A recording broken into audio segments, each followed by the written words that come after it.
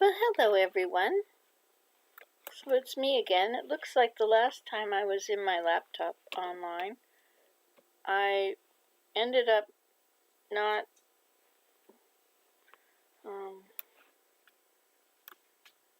why is it lagging again? Let's go for a ride in our boat. On our raft. We'll go for a ride on the raft.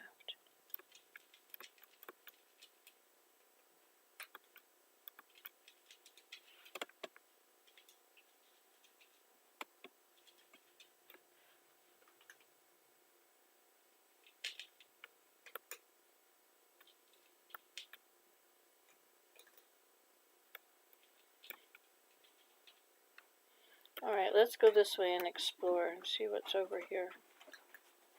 We have a bed now.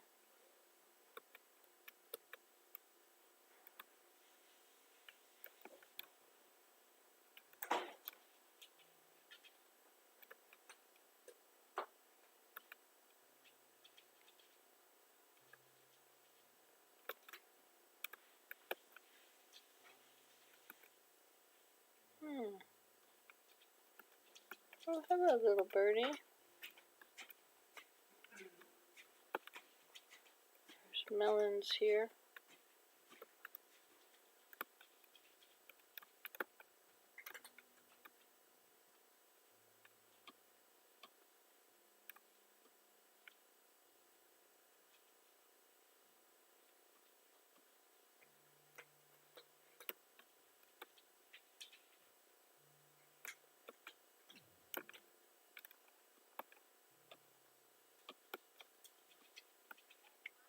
Oops. Let's go get this iron while we're here. Don't you think that's important?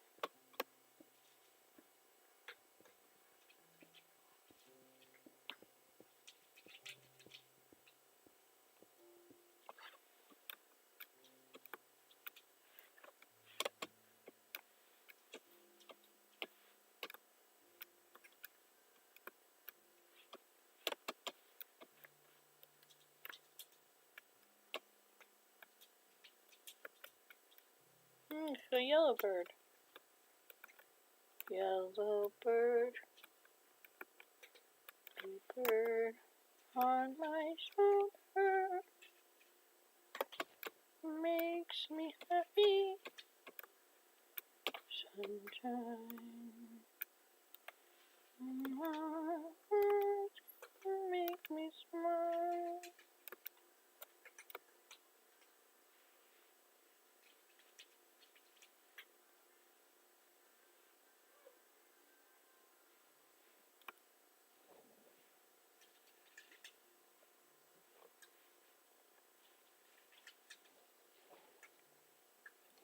No, no, go over here. Stay up there. Stay in there.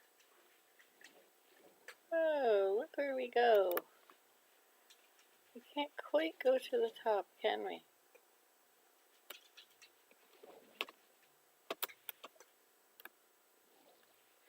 Whoa, let's go over here then. Looks like there's a lot. Whoa. But I thought I saw some iron here. Look at that. What did I say?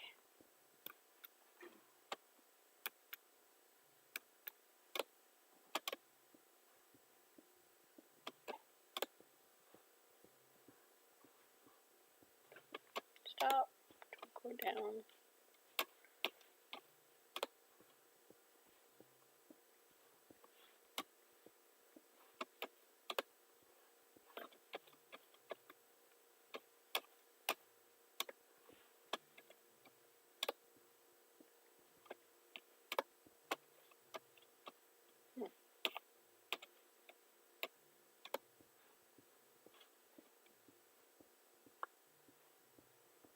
No.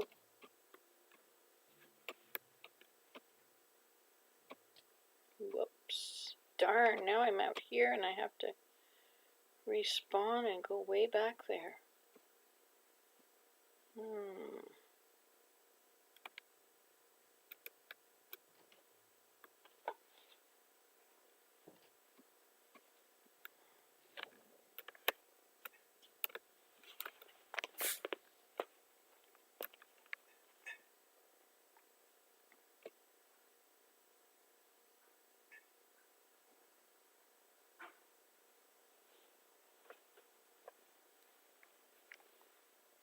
Hey, Mongol.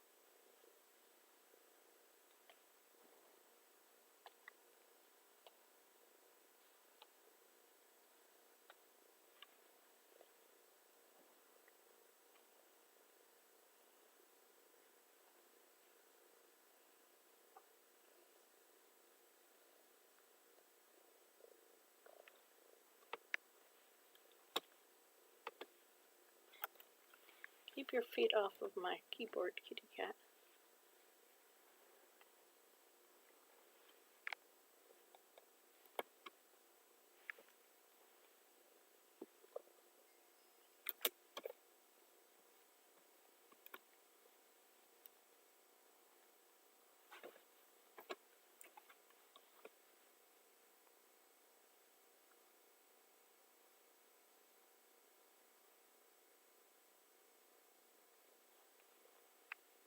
Where did I put my boat?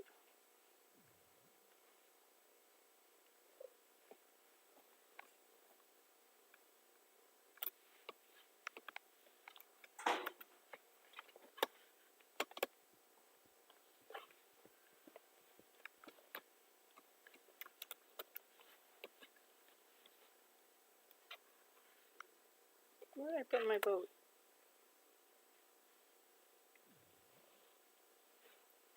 There's other stuff here.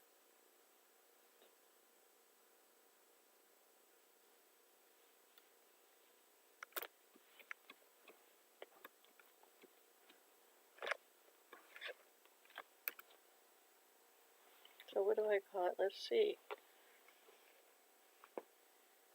1, 2, 3. But I'm still missing another one. My helmet.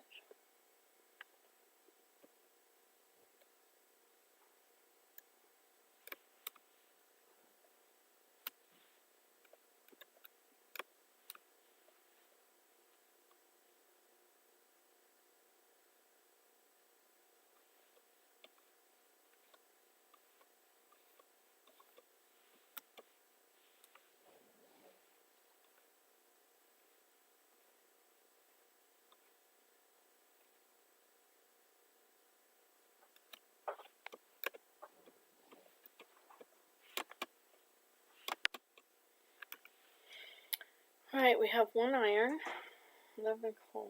I guess that's about what we had, isn't it? I don't know.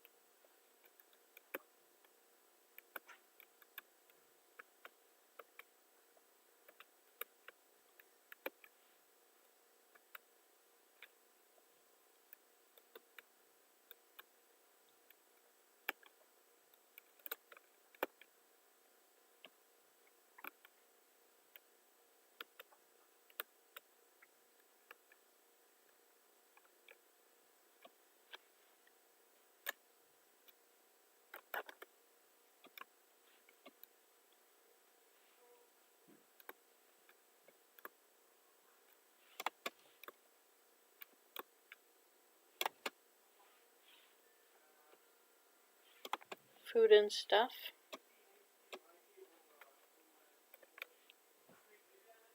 Rocks.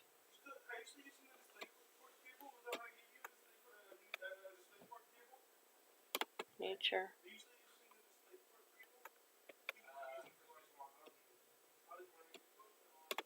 Wood.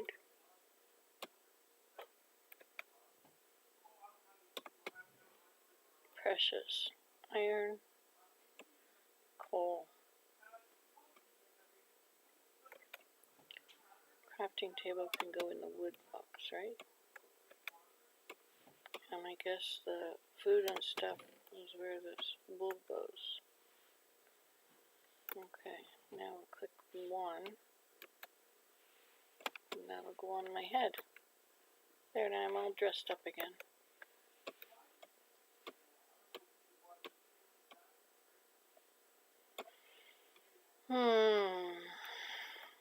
Tiring. Should go fishing.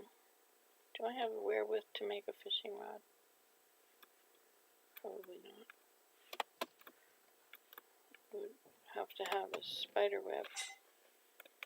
Nope. Or not a spider web, but string. Oh wait, I have 2 string, yes. Let's get some wood, some sticks. Maybe we can make a fishing rod, or we need 3 sticks.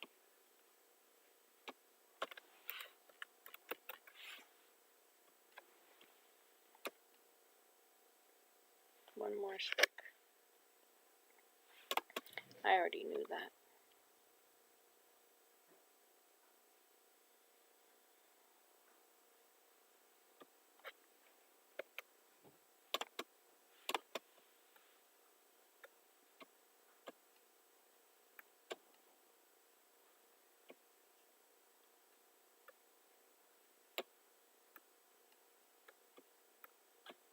There we go. We have a fishing rod now. Best thing to do when you're cold and tired. Just go fishing.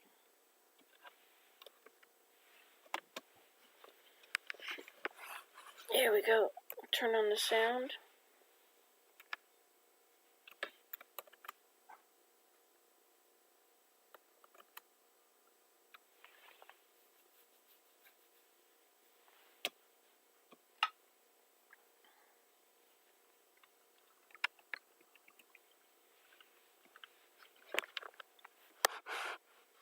Here it comes. Nope.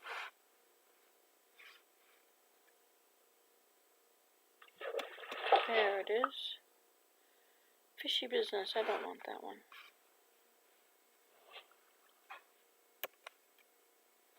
I think you can make things from it, can't you?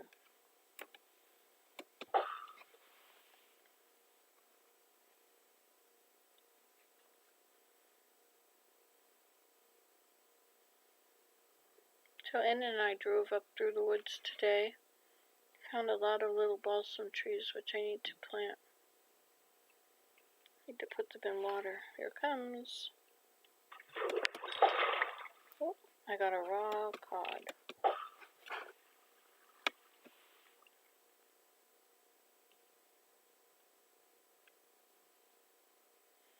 Seems like I had 2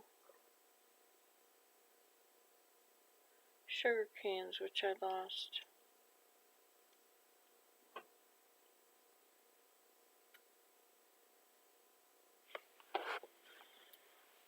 It's raining out today.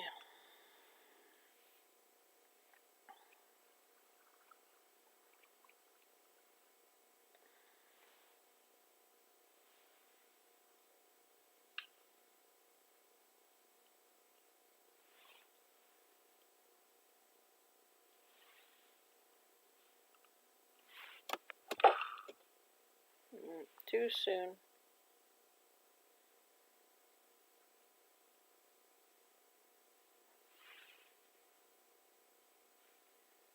Our internet is not working very well.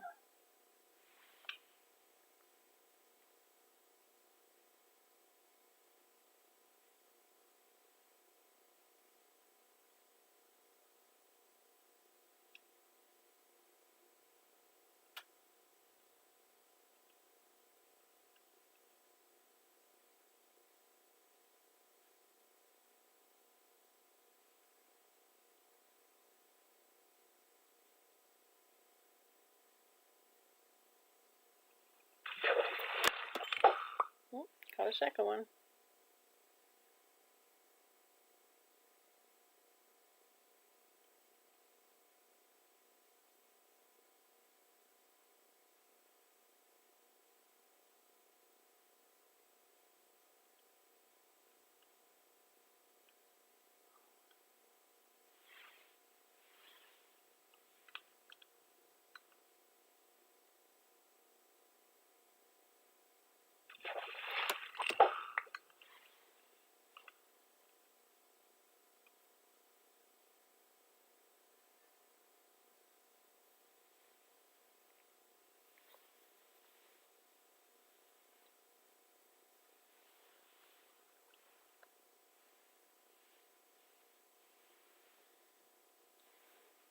Oh, I'm not even in the water.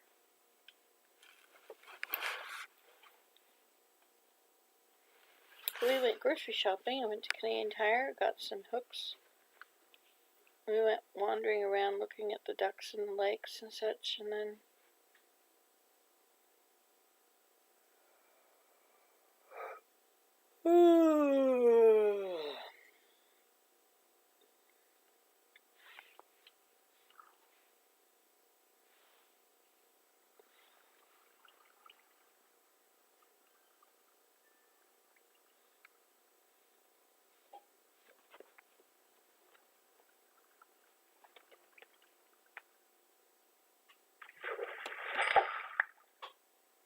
I got a, what's that? It's a hook and wire, and something like that.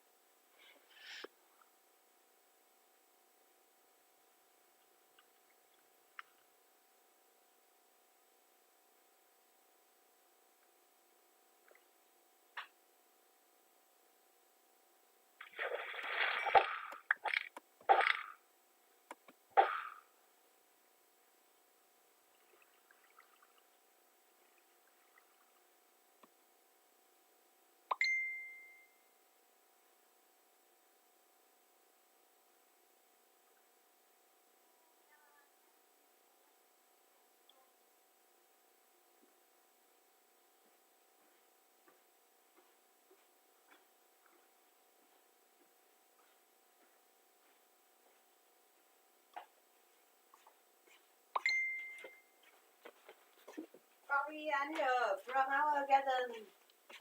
Oh, wow, beautiful.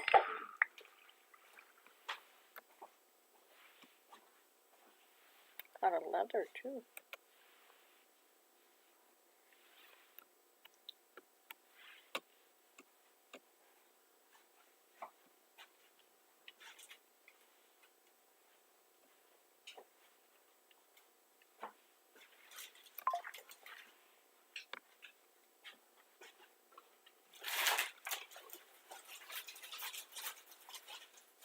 It's 12 degrees out. Hi, darling. Hi.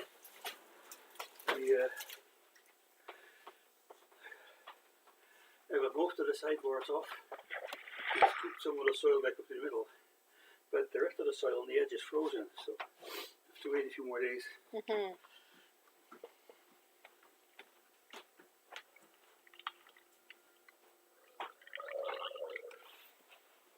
Where is he? Where's my sword? Do I have a sword? I do. Oops. But you just got on my boat. Well, I guess you're flying in the boat then.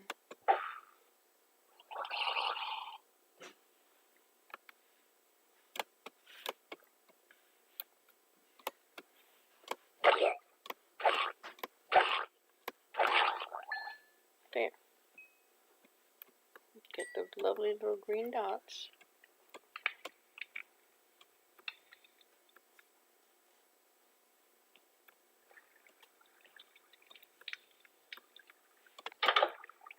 Let's put some maple in front of our house. What should we use? Let's put some planks around. We'll make a nice little thing around the edge of the house. Are we safe out here? I think so.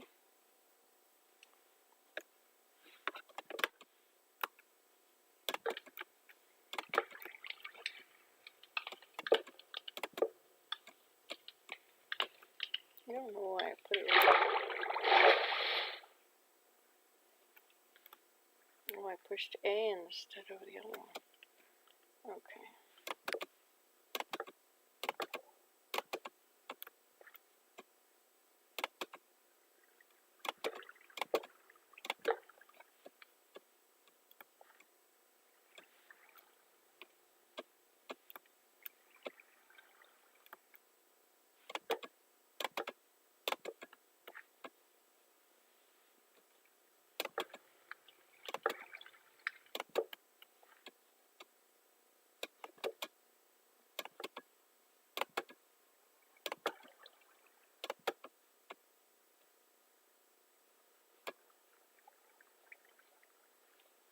Let's use let's use posts. Oh wait, we have to finish this side. Is it scary up here?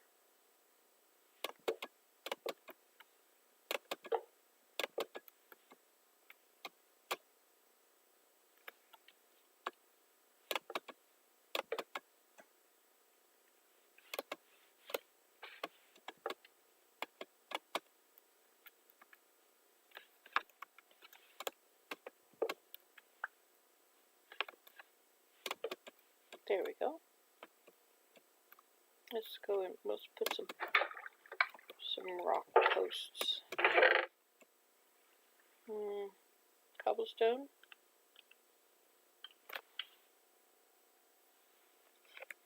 It'd be better if we used the same ones, wouldn't it?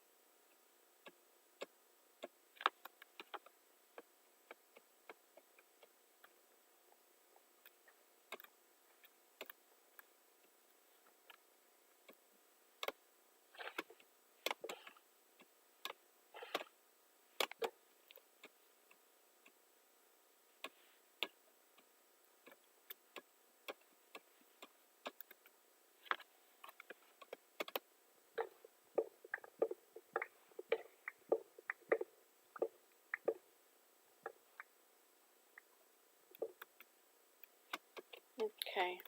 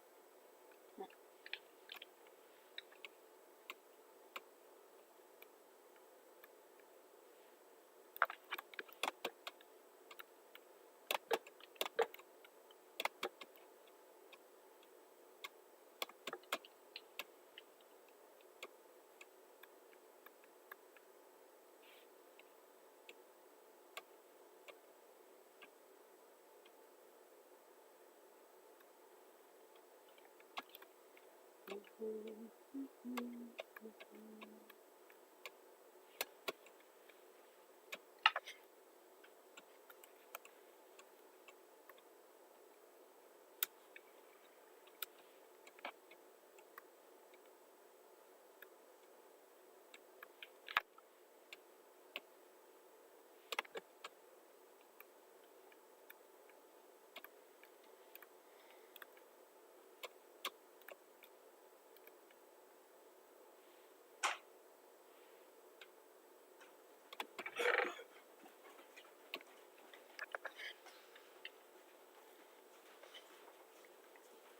Hello.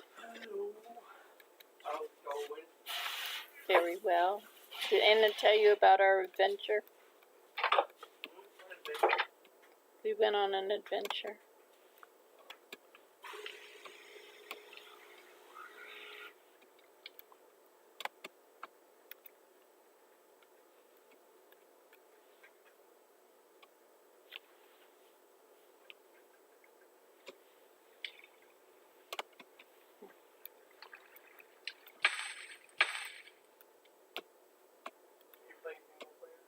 Mhm. Yeah, multiplayer's not working right now.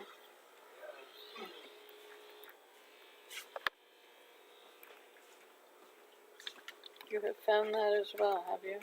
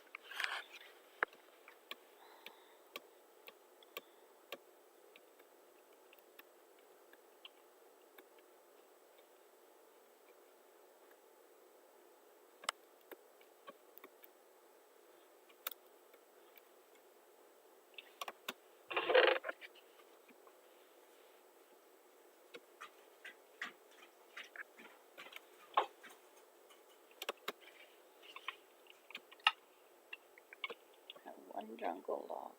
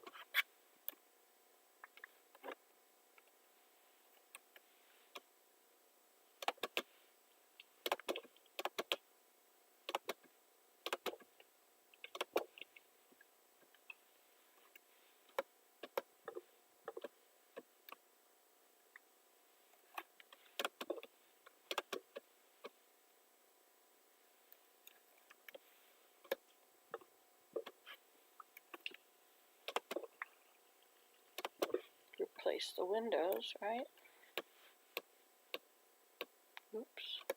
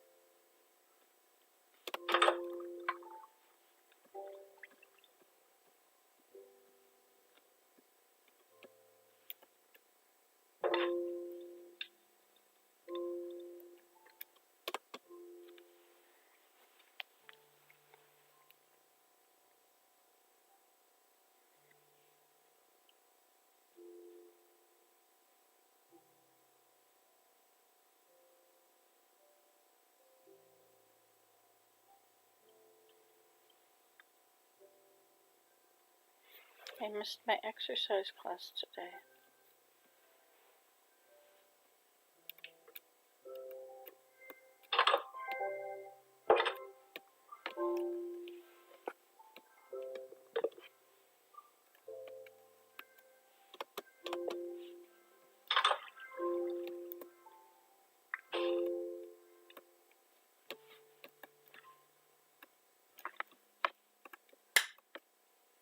What was that? My jar break?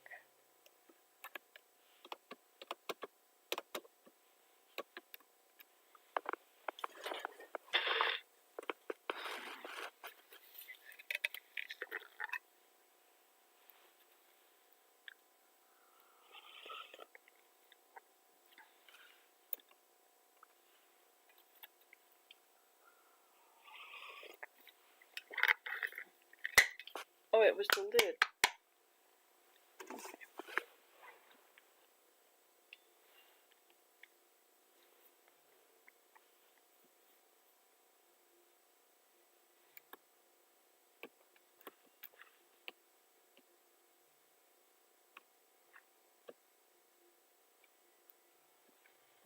Alright, let's try and make a pathway from our house. Let's go out from the door.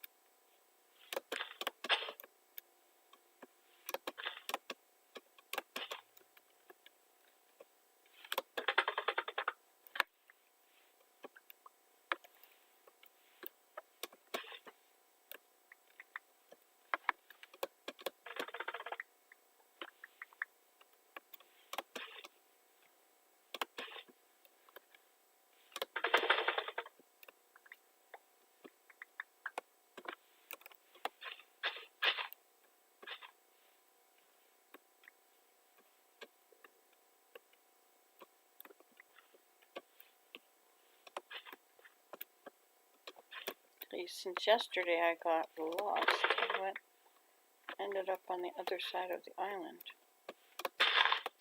Today I'm not going to do that.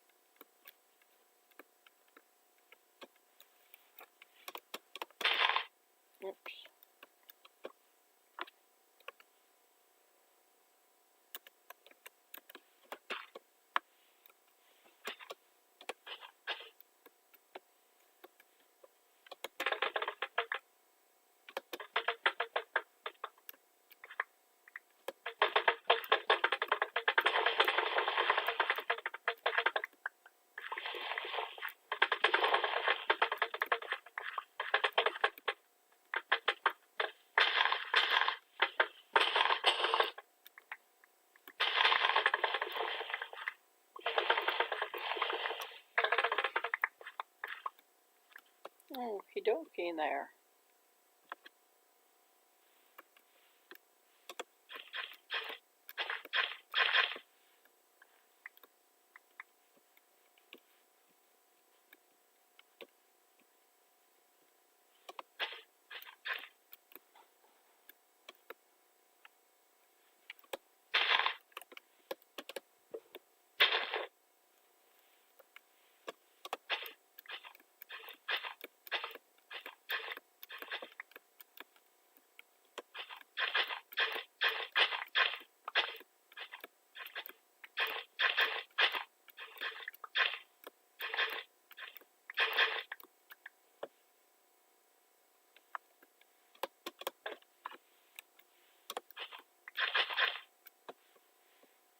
Okay.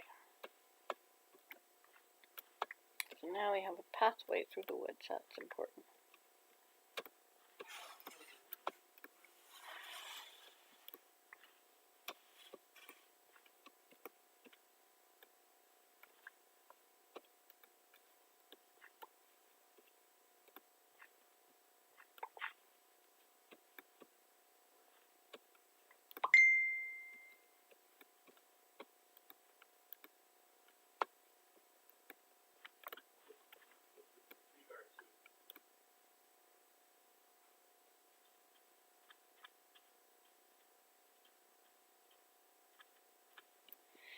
Hmm.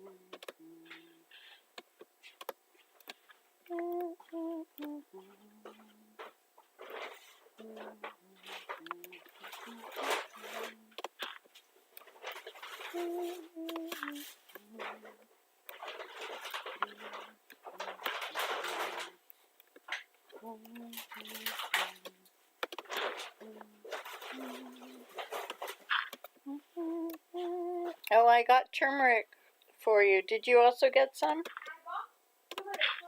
Okay. I bought turmeric, fresh turmeric. Okay, I also bought fresh turmeric. It's good. Yeah, we can cook with our chicken. Okay. Chicken good with turmeric.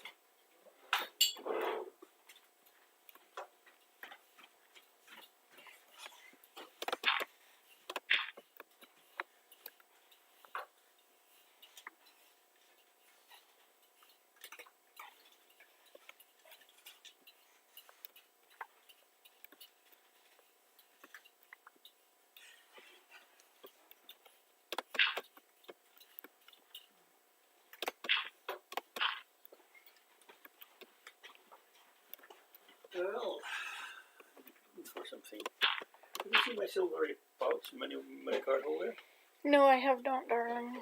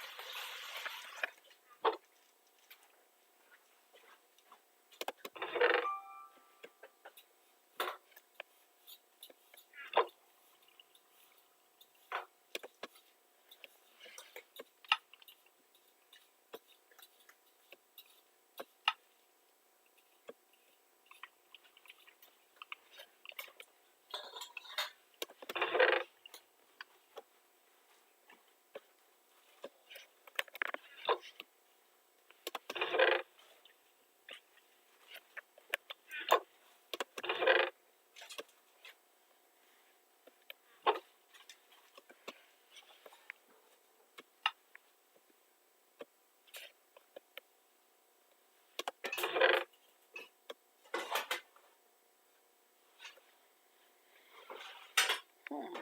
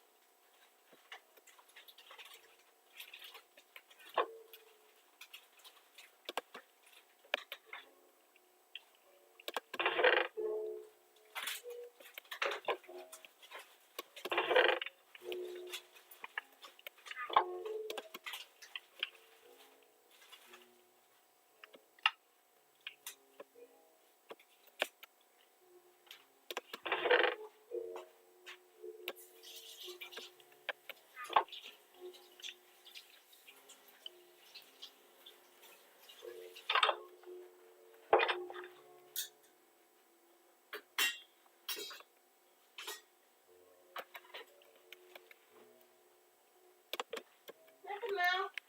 Ê, vô bên cạnh mèo. You talking to the cat? Yeah, I know like see somewhere but I didn't see her. Oh, maybe I I'll. know like see meow but I didn't see her. Mongol was here a little while ago. I don't know about anybody else.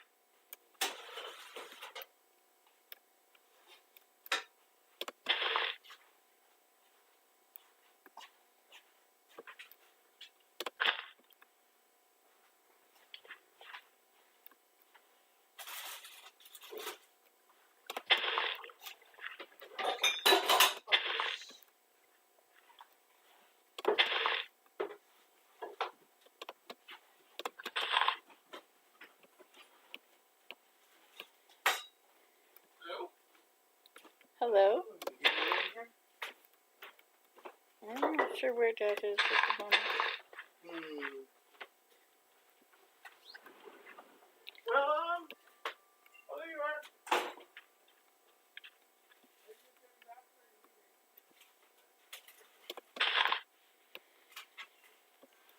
Hmm.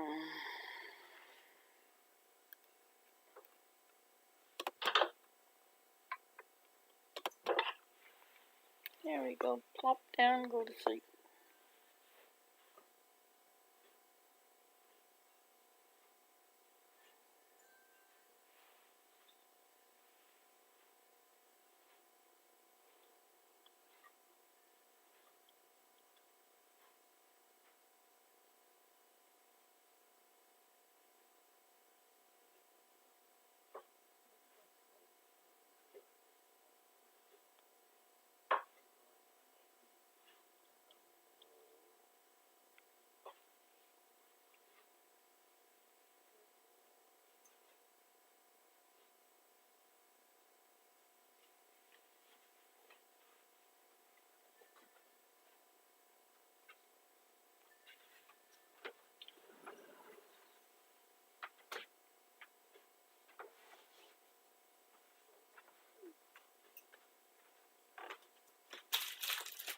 Can I eat this baguette? Yeah, I got Some. It's Maya's. Ours, Anna's. Oh, I won't eat it then. You can have some. you can have some. Oh, I'm okay.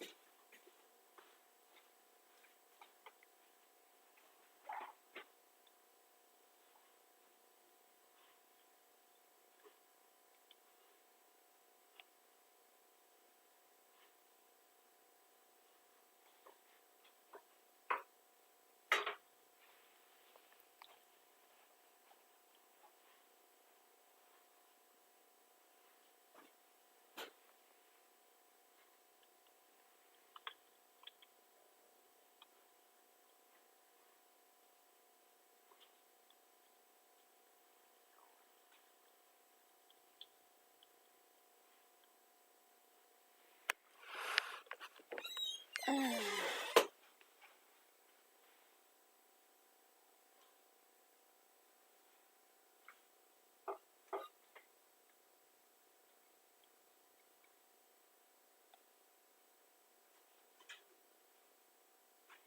hope Elida's okay working today.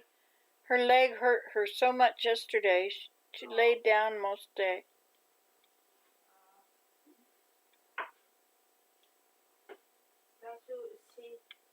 She very young and she have a lot of symptoms.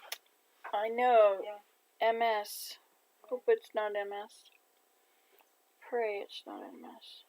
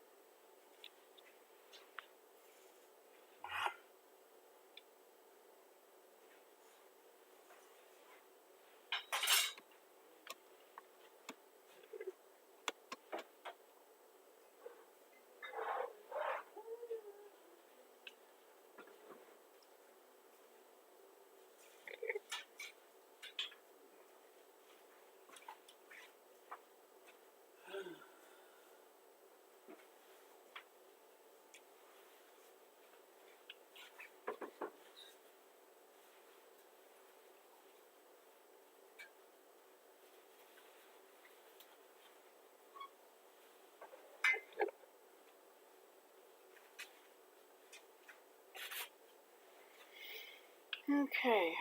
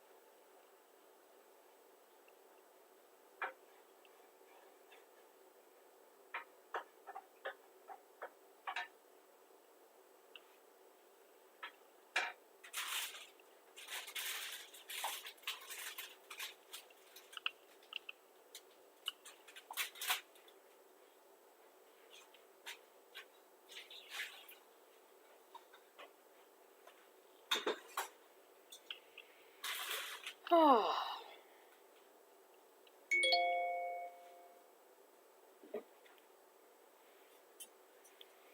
So today is gymnastics for Maya, so I picked them up at school at 3:45, and then take them to gymnastics and back. Okay. You help me with that today?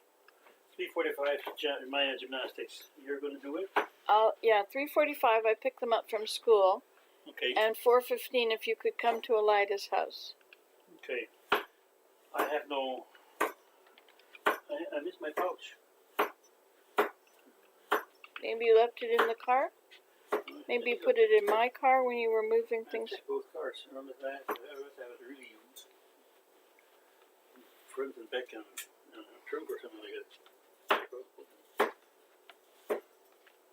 Do you want to help me plant balsam trees? I was going to go to town. Oh, you're going to go to town now? Well, Why yeah, don't you but, go later? Well, I can't go now because Willem, you have to go at 4. Be there 4:15. Would you like to do your town stuff at that time as well? I'm going to think about it. I want to find my thing. Okay. Look around your desk, perhaps in a bag. I've heard that before. I've looked, it isn't there. Look at you chopping.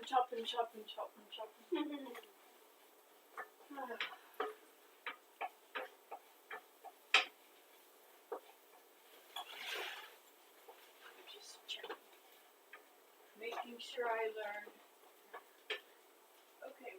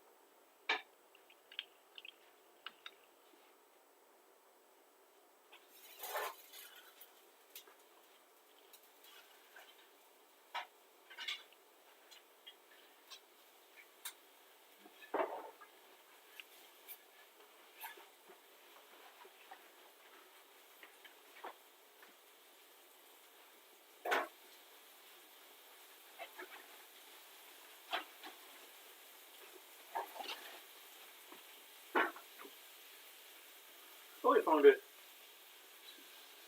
You buy another. That's what I need, Mom. Bring from the It car. was in the car. Oh. Put it in the car to take the furniture off so I could open my salmon. Oh, I see. Okay. All right. Okay. So let's see. Ooh! You okay? Mm-hmm.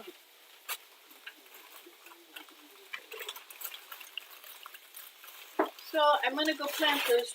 Oh, it's open on both ends. Goodness, sorry.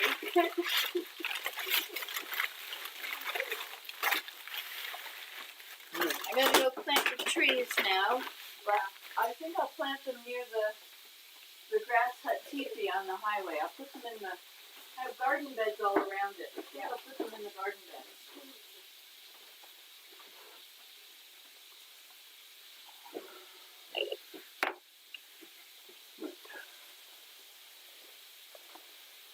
I also don't see my my black thick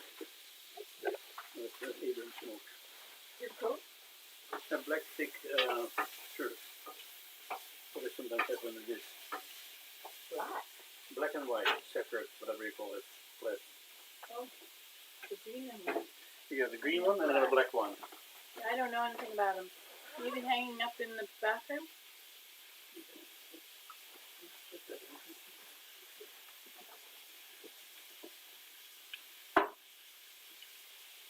I'll drive my car down there.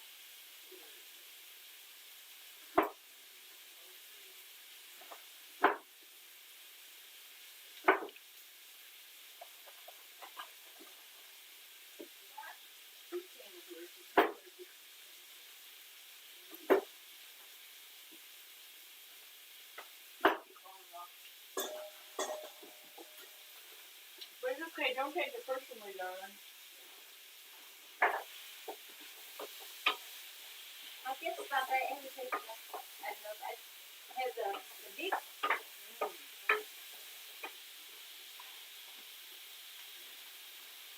Okay, I'll go plant and come back. And then I will eat your wonderful food. Yeah. I think only 10 minutes more or 15. Yeah, I'll be back.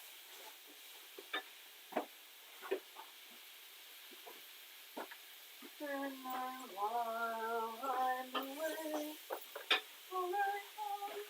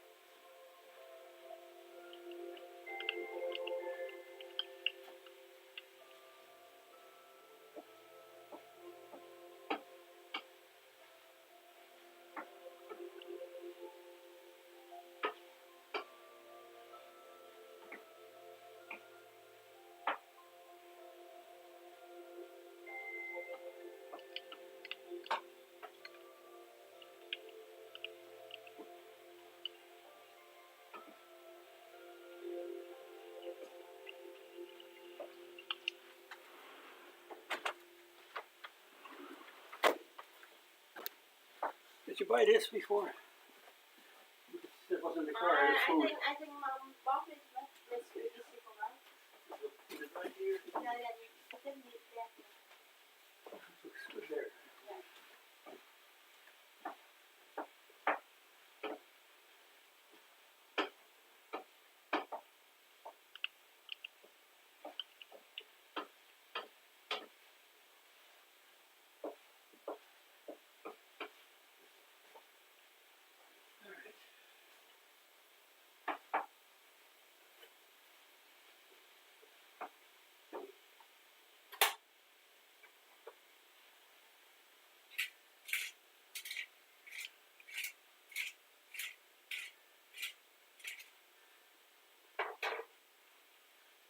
Cookie ready if you want some.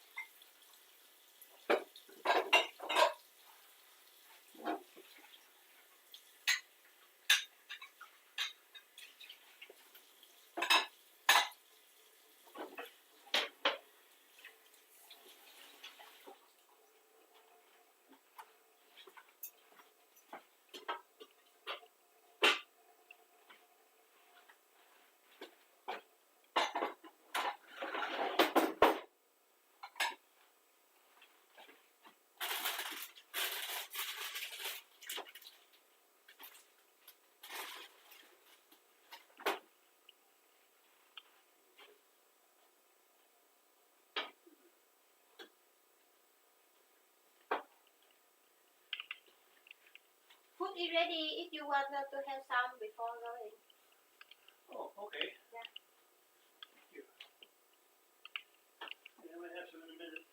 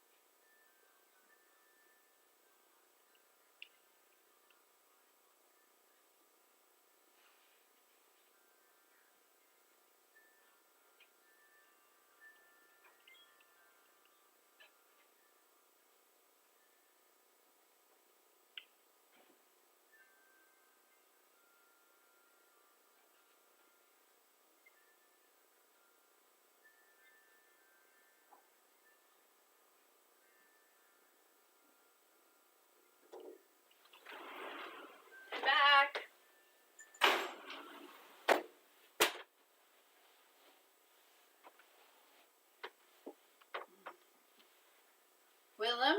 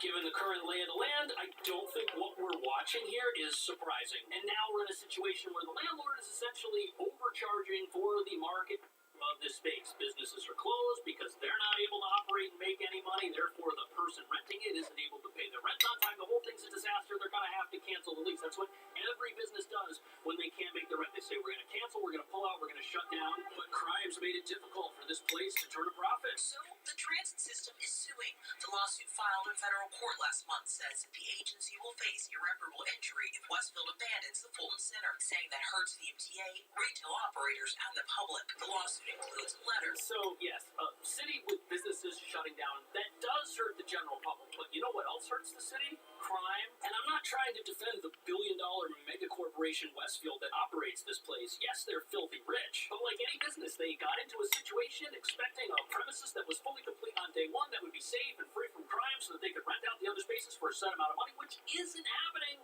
And that's why they're pulling out. But what's fascinating and what nobody's talking about is that down the street, Westfield owns another mall. But the one big difference is that although the city manages this facility, they have nothing to do with the other one that doesn't have any of these problems.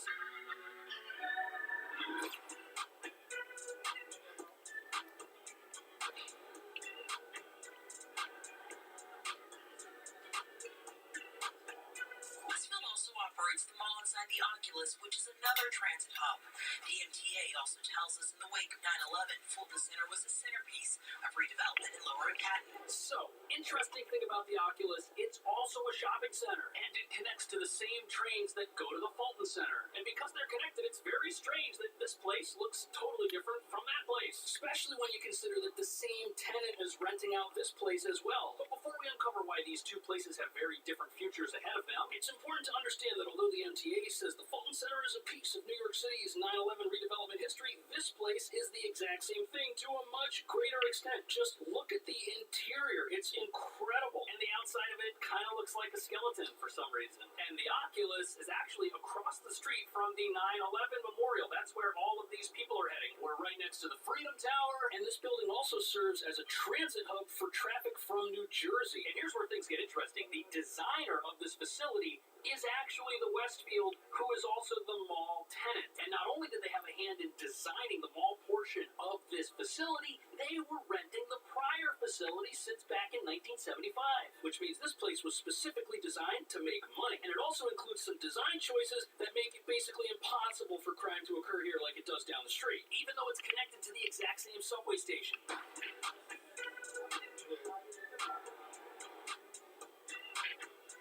So these doors right here behind me, these are the first big difference between how the subway works at this station and the Fulton Center. And even though these two stations are connected, this one does not have the same feel to it as the Fulton Center does. I'll explain what I mean. On one end of the station, you've got the number 1 train, and then all the way at the other end, you've got the R and the W, and then you can connect to the Fulton Center itself. And this is essentially a much more isolated location than the Fulton Center, which lets you off kind of right in the middle of downtown, steps from Wall Street. And believe it or not, that few block difference makes a big difference. People don't have the same reason to come here as they do the Fulton Center. On top of that, all the little kiosks here are open and flourishing. I don't remember seeing a piano at the Fulton Center. You can see how something like this would be a magnet for shoplifters if we weren't in a secure area, but you don't have mass crime being committed across from the Apple Store. And the Apple Store here is the bottom level and the top level, so it's 2 floors. This is not the kind of place that could exist across the street. And this is also one of the few New York City transit locations where you've got New Jersey traffic, which makes this an interstate transit hub. And that means the way that it is policed has nothing to do with the New York City Police Department, which is also somewhat of a crime deterrent in its own right.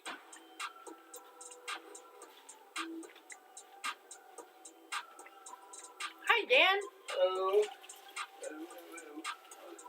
So, the police force responsible for this facility is the Port Authority Police, not the New York City Police. Now, it's not that one is better than the other, but they do have different budgets. Right now, the NYPD has a lot of staffing shortages. Last year, there were some budget cuts that negatively affected how well they're able to do their jobs. But the Port Authority Police operate in New York and in New Jersey, and they do not get their funding from the city, which means if the city has budget problems, it doesn't affect them. In fact, even though this facility is in New York and connects to the New York subway, it is not owned by New York City. It's owned by the Port Authority, so the landlord is different, which is why even though the tenant's the same, they're having a very different experience here. And what most people don't know is that the Port Authority Police Department department is actually pretty big. They've got about 2,000 officers, and their job is to oversee transportation infrastructure that traverses New Jersey and New York. And even though they have to obey the same laws as the New York City Police, and their arrest process is not any different, the leadership is different, and many people blame the city's leadership for a lot of the crime problems that are happening. So you've got different foot traffic altogether, along with a mix of tourists, and an entirely different police force that handles this facility. A police force without funding problems or budget cuts. Plus, this place was designed by the tenant who ended up renting it, which is why they signed a 99-year lease on this facility. And although there are some empty storefronts, these are in a very out-of-the-way part of the station, over by the New Jersey trains. From all of the spots in the center of the facility, by the impressive view in the windows, these are pretty much all leased out, which is a lot different than the Fulton Center, where you see empty storefronts immediately after walking in. And whereas the NYPD tends to shift its resources around to where the greatest need is because they're understaffed, the Port Authority Police, they're always here. And what's also interesting is that since this place was designed by the group who was going to rent it and use it to make money, a lot of what you see in here feels happier, friendlier, and much more inviting. Almost as if it was designed to succeed from the very beginning with a very specific purpose in mind. Do you notice how everything here is white and it's well lit and it just seems like a happy environment? Well, that's because this place was designed as a shopping mall and not a subway station. And these luxury brands aren't trying to put their business in a subway terminal. In fact, if this place didn't look and feel luxurious, it wouldn't be able to attract this type of tenant in the first place. And that's because while at the Fulton Center, the goal is to force subway traffic from the center of the building through the exits,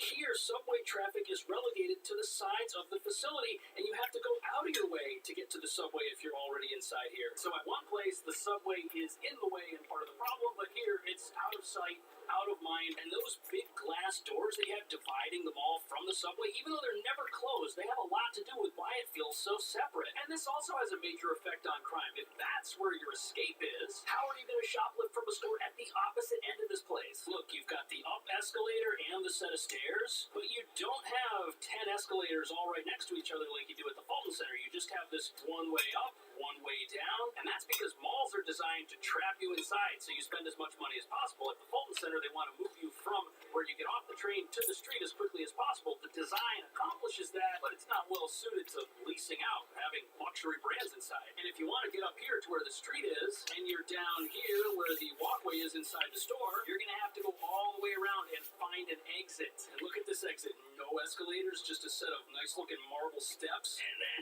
when you finally do get to the top, there's another escalator and another set of steps. And there's police. And what that basically means is if you're gonna try and steal something, getting out of here is gonna be an absolute nightmare because the building is designed to keep you inside as long as possible. But what's fascinating is that these two places were both built right around the same time. And they ended up being so different once they were completed. And even though obviously one is working out way better than the other, the city in building the Fulton Center probably didn't predict that crime would rise to the levels that it's at now and become totally uncontrollable. But even though the Fulton Center's closure could lead to increased theft and shoplifting at the stores that surround it, that crime spillover may not occur here to the same degree at all. And that's why it makes it look like the Fulton Center's design from the get-go was just a bad idea. The design itself doesn't attract high-value tenants, which means every commercial space inside the Fulton Center was never going to get the same dollar amount that the commercial spaces here inside the Oculus were eventually going to get. Apple will pay millions for a store, but they're not going to pay thousands of dollars for a store, save a whole bunch of money, and then be proud of themselves. No, they want the best store they can get,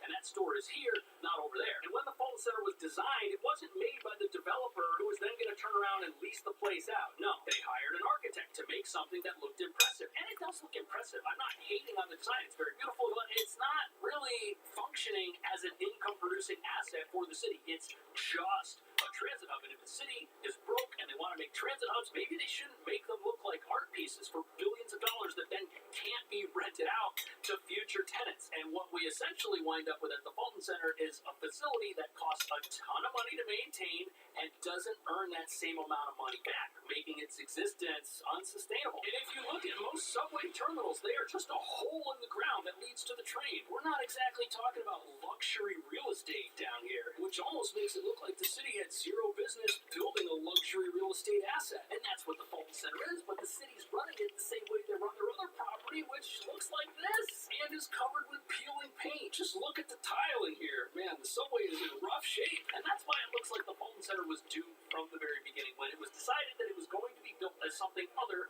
than an access point for for the subway, which essentially means that its standout design feature, direct access to the subway, is also the reason that it's shutting down. But will its shutdown contribute to more store closures and more crime in the immediate area now that it's gone and now that criminals need a new target? Let me know what you think. Thanks for watching. I'll see you in the next video.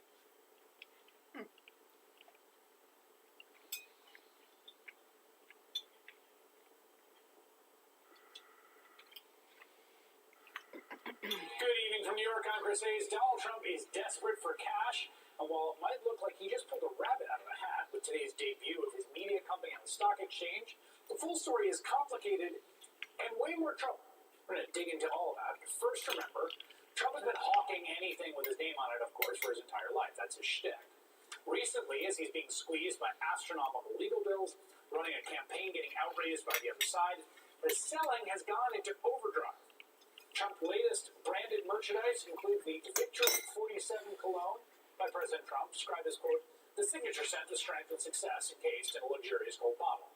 The gilded bust of Trump serving as the cap. The collector's piece can be yours for just $99. Trump's scents are available alongside his new line of sneakers, including the Never Surrender high tops, quote, bold, gold, and tough, just like President Trump. Limited edition pairs went for $399 before selling out, though I don't think they've shipped them yet, so we'll see if that ever happens. And just today, the ex-president introduced a new product. The God Bless the USA Bible, named for country singer Lee Greenwood's classic tune. For just $59.99 plus tax and shipping, you can own an easy-to-read, large print copy. All Americans need a Bible in their home, and I have many. It's my favorite book. It's a lot of people's favorite book. This Bible is a reminder that the biggest thing we have to bring back America and to make America great again is our religion. Religion is so important. It's so missing, but it's going to come back, and it's going to come back strong, just like our country is going to come back strong. I'm proud to endorse and encourage you to get this Bible. We must make America pray again.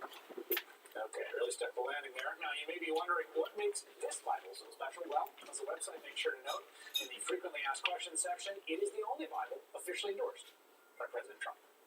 And if you're wondering why I'm not a particularly religious man but endorse a Bible, the New York Times explains, quote, he is getting royalties from purchases. So, obviously the guy will do anything to make a profit. But of course, he is not just any guy. He is the presumptive Republican nominee for president, the person who may be in the Oval Office this time next year. And at least until then, he's the leader of his party with enough power and influence to instruct the House Republican caucus to do his bidding. I mean, right now, he is single-handedly blocking funding for Ukraine, right, at his orders. Think about that. There are many powerful, wealthy, domestic, and foreign interests who have cash and want things that Donald Trump can provide. He has basically opened up a stand with a big bribe me sign hanging over it. Which brings us to the sudden boom of Donald Trump's media company going public and trading on the NASDAQ exchange for the first time today. Bloomberg notes the shares of Trump Media and Technology Group Corp rose as much as 59% before parent gains, ending the day just up 16%. That puts the value of the unprofitable company at $7.9 billion, providing a potential windfall for Trump as he faces mounting series of legal and financial woes. So, Trump owns nearly 60% of the company, which, quote, may ultimately be worth than $6 billion. Now, it's important to note he can't sell his stake immediately due to a 6-month lockup agreement hindering his ability to monetize the shares and ease his present cash crunch. But to be clear, I don't know if people understand this because the headlines are floating around, like, oh, it's worth $6 billion. The numbers of the valuation are totally, and I mean totally disconnected from the reality of the actual underlying business here, which has been an utter, abject, and complete failure. Trump Media, which includes Trump's social media site, True Social, has, and I quote here, so far struggled to generate a profit, losing $49 million in the first 3 quarters of last year, while delivering, wait for it, just $3.4 million in revenue. Okay? Now, for context, the federal government officially defines a small business as having revenue between $1 and $40 million. Trump Media is a small business. It could get preferential contract treatment when it's dealing with the federal government, like a local mom-and-pop chain or an Etsy seller. We also just saw one of the most successful media companies in the entire country, Reddit, go public in the last few weeks with a valuation of about $6.5 billion. What was their revenue? Well, last year was over $800 million. It was 160 times more than Trump Media. This is obviously ludicrous. Some of it today driven by the meme stock phenomenon, by people who just love Donald Trump. They want to throw their money out. They invest in the company the same way they would give him a smaller dollar donation. Okay, fine. Do what you want. There's a bigger problem here, though. It's that anyone who wants to bribe Donald Trump can now just buy his stock.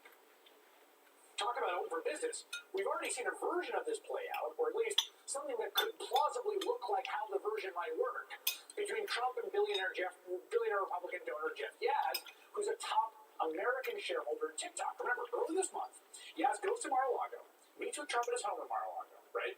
Yaz is one of the biggest donors to Republican politics. And after that meeting, like the next day, basically, or a few days later, the ex-president promptly reversed 180 his position on banning TikTok. He wanted to ban it, now he doesn't after Jeff Yaz talked to him. Now, as it turns out, Yaz was also the biggest institutional shareholder of the shell company that recently merged with Trump Media. The Times explains a December regulatory filing shows that Yaz's trading firm, Susquehanna International Group, owned about 2% of that shell company.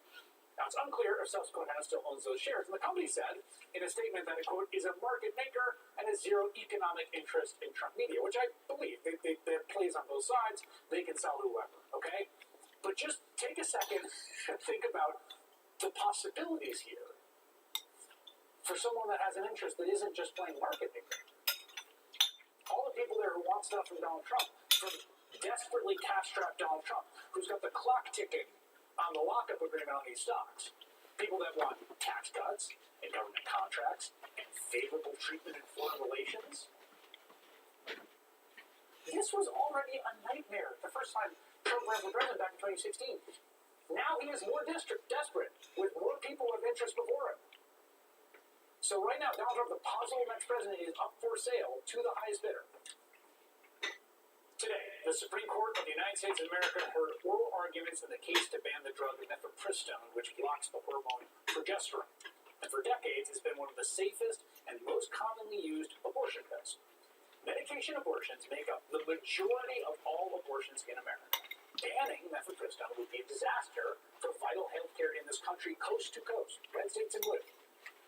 Fortunately for now, it looks like the arguments against the drug were so transparently ridiculous that even this Supreme Court was not buying it. I'm going to get that to a moment. But first, it is worth remembering just how this case got before the highest court in the land in the first place, something that the vast majority of cases never do. Because the entire undertaking is, in my view, a ludicrous insult to the entire judicial system. So here's how it happened. Back in August of 2022, that's just about a month after the Supreme Court overturned Roe v. Wade, a brand new entity called the Alliance for Hippocratic Medicine was incorporated in the city of Amarillo, Texas. The Alliance is comprised of 5 anti-abortion groups, none of which are based in Texas. Now you may be wondering why a handful of out-of-state groups opposing abortion decided to form their new shell group in a relatively nondescript Texas town along Route 66. And it's because, at the time, Amarillo, Texas functioned as something of a legal loophole for right-wing causes. Due to a quirk in how the U.S. court system worked until just a few weeks ago, all federal suits filed in this relatively small Texas town would fall before the same judge, a guy named Matthew Kacsmaryk. Kacsmaryk first made his name as an activist for far-right religious causes, decrying everything from divorce laws to transgender rights and gay marriage, and yes, of course, abortion rights. In fact, in a 2017 entry Kacsmaryk submitted to a conservative legal journal, he wrote about the need to protect religious medical providers who, in his view, quote, cannot use their pens to prescribe or dispense abortifacient drugs designed to kill unborn children. Notably, not long after Kacsmaryk submitted that article, he actually asked to have his name taken off of it, citing, quote, reasons I may discuss at a later date. Those reasons became abundantly clear when it was announced that Donald Trump was appointing that Matthew Kacsmaryk to the federal bench. And after years of back and forth with the Senate, he was finally confirmed in 2019. And then, if you wanted to get your case before this extreme right-wing Trump judge, whose views on this stuff were obvious and clear as day, all you had to do was get a ticket to Amarillo, Texas, and figure out a way to file your case there. But even you still need to at least pretend to follow the rules of the American legal system, the most fundamental of which is the concept of standing. Before you file a lawsuit, you need to show that you, who are filing the suit, represent someone who is actually being harmed by whatever law or rule you are challenging.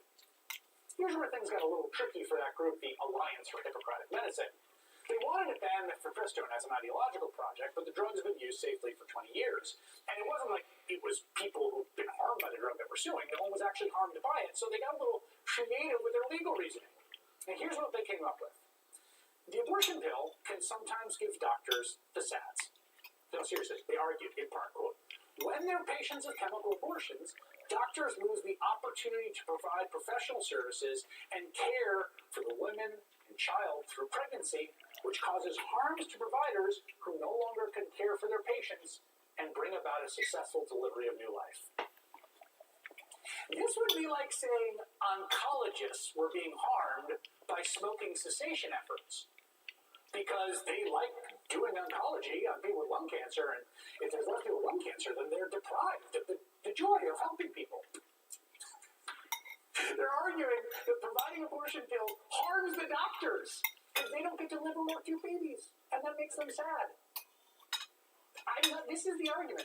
It is, to put it lightly, a ridiculous argument, but Judge Kaczmarek is not a serious jurist. He's a hack. So to no one's surprise, he ruled in favor of the anti-abortion front group and issued a nationwide injunction in all 50 states of mifepristone, blocking access to it. Now, that decision was stopped by the appellate court and snaked its way all the way up to the Supreme Court, who heard oral arguments today. That's the thing with a court with the same ideological makeup as the one that overturned Roe, the same court, except for Ketanji Brown Jackson. They seem pretty skeptical of the anti-abortion pill argument. Is it the first time? Is it the only time? Any court has restricted access to an FDA-approved drug by second-guessing FDA's expert judgment about the conditions required to assure that drug's safe use. Under federal law, no doctors can be forced against their consciences to perform or assist in an abortion, correct? Do we have to also entertain your argument that no one else in the world can have this drug, or no one else in America should have this drug in order to protect your clients? In this case, seems like a prime example of turning what could be a small lawsuit into a nationwide legislative assembly on an FDA rule or any other federal government action. The difficulty here is that, at least to me, these affidavits do read more like the conscience objection is strictly to actually participating in the abortion to end the life of the embryo or fetus. And I don't read either Scott or Francis to say that they ever participated in that. Of course, not every justice on the court was quite so skeptical of the anti-mifepristone arguments, as ludicrous as they may be. And they used today's hearing to try and kind of help anti-abortion activists do their homework. Melissa Murray and Ellie Nostal join me on that next. Hey everyone, MSNBC has a new and improved app. You'll get real-time alerts and analysis, live blogs, in-depth essays, video highlights, and the best 2024 election coverage. Download the new MSNBC app. Here's how to do it. You tap on the App Store on your phone. You hit search on the bottom right corner. You type in MSNBC. You click on the MSNBC app. You click on Get or the cloud icon and enjoy it.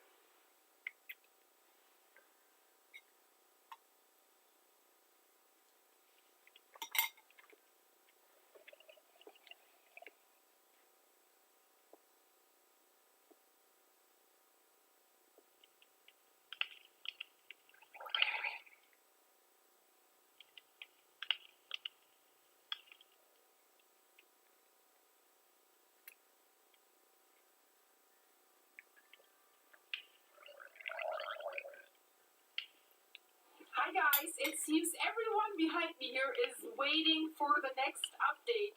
So what's going on the Reykjanes Peninsula? What is going on in Iceland? It seems it's rumbling there and it just doesn't stop.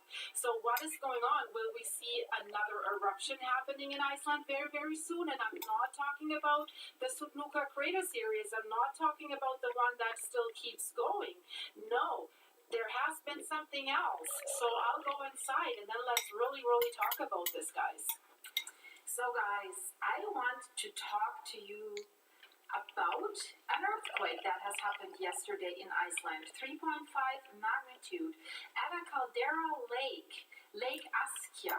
That's what the place is called. And it is also called Öskjuvatn, but they call it Lake Askja because of its location in the Askja caldera. This is a vast crater lake in northern Iceland. So what is a caldera? Just so that we remember, the ones of you who have seen my videos about Italy, about the supervolcano Campi Flegrei, that is a caldera. So a caldera is a large depression that is formed when a volcano erupts and then collapses. So during a volcanic eruption, magma that is present in a magma chamber underneath the surface is coming out. It empties, right? And sometimes forcefully, very forcefully in an eruption. And when that magma chamber is empty, the support that the magma is providing in that chamber is not there anymore. So we have a hollow space underneath the surface. So as a result, the sides and the top of the volcano collapse inward, and that creates a caldera. And a caldera can be very large, so they often range in sizes from up to 1 kilometer, but also up to 100 kilometers. So that's about 0.62 miles up to 62 miles. So sometimes they're so large that when you're on the ground and maybe you're walking through them, you can't even see it. And that's kind of the case near Naples in Italy with Campi Flegrei, the supervolcano that is rumbling as well. If you're interested in that, guys, check out my playlist about that supervolcano in Italy. So, in some calderas, they form a lake as this bowl-shaped area then fills with water. So, that's the case here in Lake Askja in Iceland. Or let's, for example, you might know that lake, Crater Lake in Oregon. There's lots of volcanoes along the Pacific coast. So, the Askja caldera. But Lake Askja is 217 meters or 712 feet deep, and it's the second deepest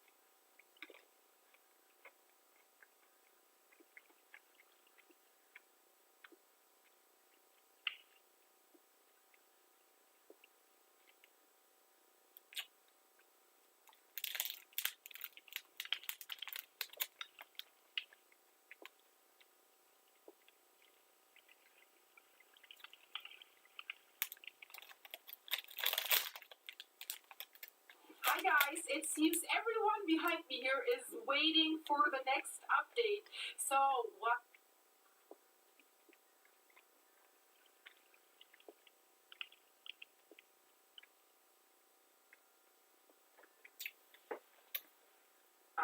Is providing in that chamber is not there anymore. So we have a hollow space underneath the surface. So as a result, the sides and the top of the volcano collapse inward, and that creates a caldera. And a caldera can be very large, so they often range in sizes from up to 1 kilometer, but also up to 100 kilometers. So that's about 0.62 miles up to 62 miles. So sometimes they're so large that when you're on the ground and maybe you're walking through them, you can't even see it. And that's kind of the case near Naples in Italy with Campi Flegrei, the supervolcano that is rumbling as well. If you're interested in that, guys, check out my playlist about that supervolcano in Italy.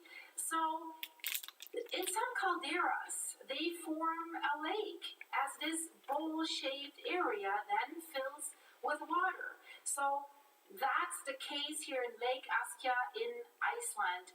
Or let's, for example, you might know that lake, Crater Lake in Oregon. There's lots of volcanoes in the along the Pacific coast. So the Askja caldera. But Lake Askja is 217 meters or 712 feet deep, and it's the second deepest lake in Iceland. And it's also one of Iceland's larger lakes in terms of like area, the area that it's covering. It's covering 11 square kilometers, so that's about 4 square miles. And they're saying that its formation, that formation of that lake is only temporary, as the Askja caldera is one of the most active volcanic areas in Iceland. And it only came into being following an eruption in 1875, and it will very likely change dramatically again when the area erupts again. And the last major volcanic event that was nearby occurred in 1962. So this is a very remote location, but it can be visited in the summer if people have like a very good four-wheel drive or hiking tours into the northern highlands. So it is a natural attraction, but it also has a very sad story that comes with it and a little bit of a mystery. So in 1907, there were two scientists, Walter von Knebel and Max Rudloff, and they were sailing across that lake when all of a sudden they vanished, they disappeared. All traces of them were lost. And we're here Eddie growling at Woody again because Woody wants to jump up on this chair and Eddie won't let him. So we'll see what happens. The fiancée of Knebel, Ina von Grumkopf, and a volcanologist, Hans Reck, they did conduct a search expedition and found absolutely nothing, and even after many decades, no signs of them or their boat have ever been found. So that just on a side note. And now let's hear what is going on in that area. The Icelandic Meteorological Office has released new data today. And to all of you who have doggies, you told me that your doggies start jumping at the screen and start listening. They're waking up and they're running because they hear Eddie here. So sorry for that. I already said it, like Eddie is starting a worldwide conversation, and Eddie, your bad mood is spread all over the place, so better be quiet. And guys, since we're in the middle of the video, could you do us a favor? Leave this video a like, and if you're new here, subscribe for more updates, but don't forget the notification bell because otherwise you will not know. Back to the video, guys. Okay, the Icelandic Meteorological Office, let's hear what they have to say. So yesterday there was this earthquake in the northwestern part of Askja. It was followed by almost 30 earthquakes that were recorded in the same area in the morning, from 8 in the morning until noon. And the largest earthquake, as I just said, measured 3.5, and it occurred at a depth of about 5 kilometers. Then there were also 3 more earthquakes that were of a higher magnitude. They ranged from 2.0 to 2.5. But then there were other smaller earthquakes as well, and they're saying that the earthquake activity has changed little. It has been fairly stable lately until yesterday, because the last earthquakes that had magnitude 3 or higher were recorded in January 2022 and in October 21. So that's quite a while ago. And then you see a map here. So in the middle of the map, you see the lake, and then you see the locations of the earthquakes that have happened on March 25th. And then you can also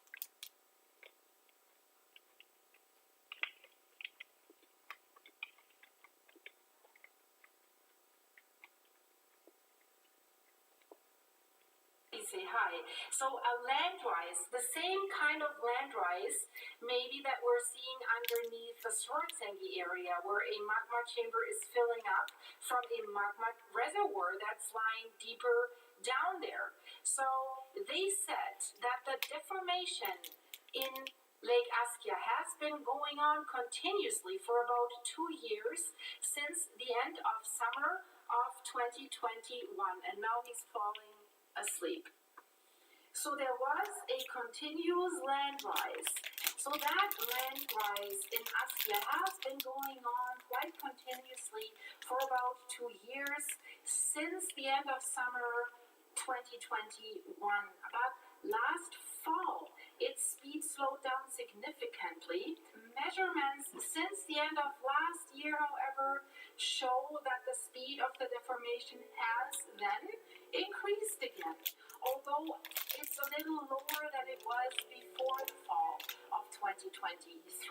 So the measurements of the deformation that is happening right now, that will take place in the coming days and weeks, will definitely reveal whether the speed has increased again and whether the development will continue.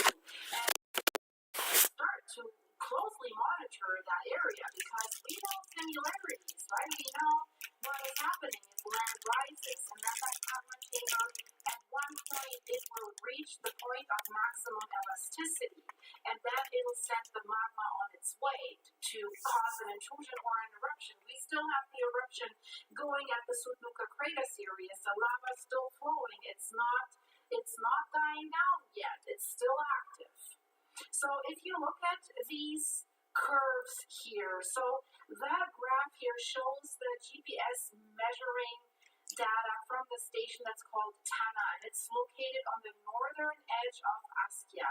So if we're looking at the top graph, it shows the northward movement of the land rise, and the middle graph shows the eastward movement of the land rise, and the bottom graph shows the vertical movement. And also, they have a satellite image that's just brand new, basically from March 19th, and it shows, of course, there's traditional winter conditions in the area, and the lake is covered in ice, and outside it's separated by two areas that are always not frozen, they're always open due to geothermal activity. Of course, we have a magma chamber underneath, right? So in February, about a year ago, the caldera became ice-free, which was unusual so early in the year. So towards the end of last year, the Icelandic Meteorological Office has installed a webcam inside Askia that looks basically at the southern part of the caldera, and every 10 minutes or so they're receiving pictures that show the conditions inside of that caldera. And I show you a recent photo that was taken when the weather was nice, so you can clearly see the environment and what's going on there. So it's still white, it's still covered with snow. So why am I telling you all this? What are the scientists saying? A volcanologist that we are hearing very often regarding the current eruption and the area around Grindavik and the Schwarzenegger power plant and the Blue Lagoon is Arman Höskuldsson. He's a volcanologist, and he says that the next volcanic eruption in the Askia caldera has been a long time coming, and that there are clear signs that something is brewing there that will eventually lead to an eruption. So will we have another eruption simultaneously to the one that we're having right now? Arman says it will definitely end with an eruption. It will not end with something else. But he says, of course, we've been waiting for this eruption, and it has been really making us wait since 2012, because at that time it has all of a sudden melted the ice in the middle of the winter on top of that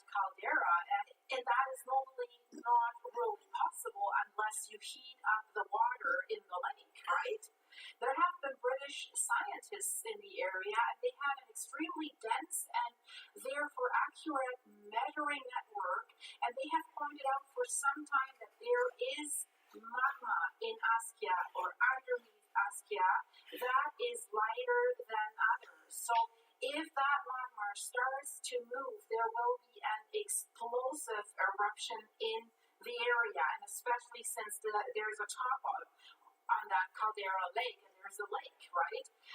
So they're saying if something like this goes off, of course there will be an explosive eruption, but whether it will be small or large, we don't know, of course, right? This is hard to predict. So there have been changes, as we just talked about, in the land rise at Askia, but there are 3 measuring stations in that area, and one of these stations shows no changes, which is giving the scientists a little bit of a headache, right? They're wondering, maybe is that faulty? Are the other ones faulty, or is it, what is going on, right? So Armand says, on the other hand, that it is not necessarily unusual for the meters to show different results, since Askia is a different volcano than all the others that they have been dealing with before. And he says, because you've got this big crack that forms this caldera, you can see different things depending on whether you're inside that caldera or outside that caldera. So, and he says, of course, it doesn't help that we have a whole lake inside the caldera, and that they have no measuring stations at the bottom of the lake. That lake is 217 meters or over 700 feet deep. So he says, we really don't know what happens at the bottom of Askia. So it is a mystery, but one thing seems to be for sure, the scientists agree there will be an eruption. Will that be now? We don't know, guys, but imagine we're dealing with the stuff that's going on the Reykjanes Peninsula, and then in the northern part, there's more coming. So it's not really great, but yeah, Iceland is the land of fire and ice. That's what it is, right? So I guess the people who live there have to live with that, and the tourists that go there too, and some of them really go there because of that, because right now, although there are so many warnings of toxic volcanic gases that are pouring into the Blue Lagoon area, into Grindavik, there are tourists come flocking, and they want to do these helicopter tours to the volcanic eruption site. The company that does them is fully booked. Of course, I assume that they're monitoring the air quality, and I don't know why they don't have like gas masks for everyone. Maybe they do. If you've done a tour like this, let me know. Yeah, guys, that was my update about this, and I announced it in my.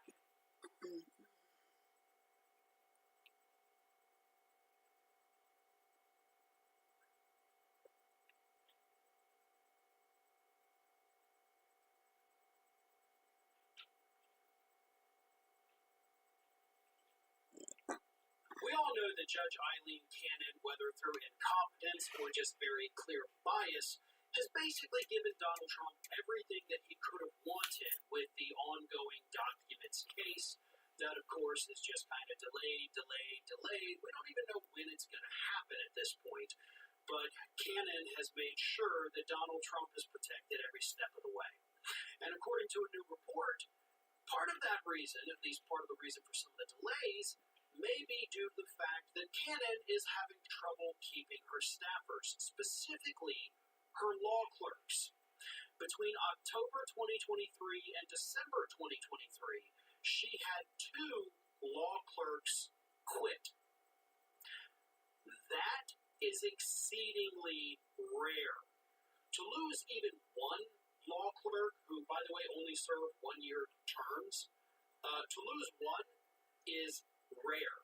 To lose 2 is virtually unheard of. Let me read you this. It's incredibly rare for multiple clerks to leave their post, especially considering that judges typically hire just 2 or 3 clerks per year. A law clerk's role is substantive, not clerical or administrative. Clerks are more like a judge's right and left hands. They help the judiciary conduct research, prepare for trials, and draft opinions. Clerkships are highly competitive, and one serving a federal judge would otherwise be considered resume gold. So it's certainly curious that they seem to be fleeing her bench. Because a clerkship typically lasts 1 year and is an extremely valuable credential, most clerks will write it out instead of quitting, even if they're miserable or have issues with their judge. It's highly disruptive to the work of a chambers when even one clerk quits, to say nothing of two. So, why are these law clerks abandoning Judge Cannon? And why did those two resignations happen to coincide with when she began delivering all of these pro-Trump rulings, right? Because, see, it's not just that they quit, it's when they quit. Think back to October. What happened in October? Well, Judge Cannon, around that time, admonished Jack Smith. I sat right here and did a segment on it. She got on to Jack Smith for allegedly not creating the secure facility for Donald Trump to view the documents, even though he had done that.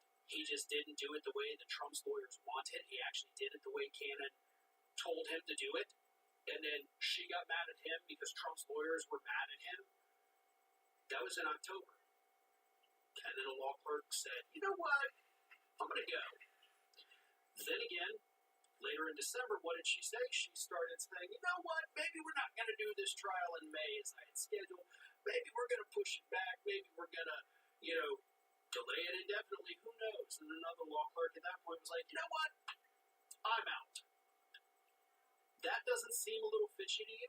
Now, I will say, and this is being reported, the law clerk that resigned in October did so to raise her child. Okay. But let's assume that that's the real reason. You don't just walk into work one day and be like, hey, I quit. I got a kid now. That's actually something that you put into motion long before you do it. Whether it's through maternity leave or whether telling the judge, hey, listen, after I have the child, I'm going to be leaving, so let's go ahead and make those arrangements. You do not abruptly quit. You don't just suddenly wake up one day and realize, you know what, I'm going to raise my kids and I'm just going to quit my job. No, I don't like that at all. I mean, that may be the reason she did it, but you don't abruptly quit for that. Like, it just doesn't make any sense. Now, the one who resigned in December, we do not, at this moment, have any kind of specific reasoning for that. But I'm willing to bet there are some things going on behind the scenes with Judge Cannon's staff where they know that at this point, working for this woman is not going to be good on their resumes. Being a part of this case that is most likely going to end up hitting the 11th Circuit where Cannon is going to get destroyed is going to be bad for their careers. I think that is the reason these people are abandoning ship, because they're seeing firsthand what the rest of us are only, able to speculate about. And that is, Cannon is clearly in the tank for Trump, and her staffers want nothing to do with it.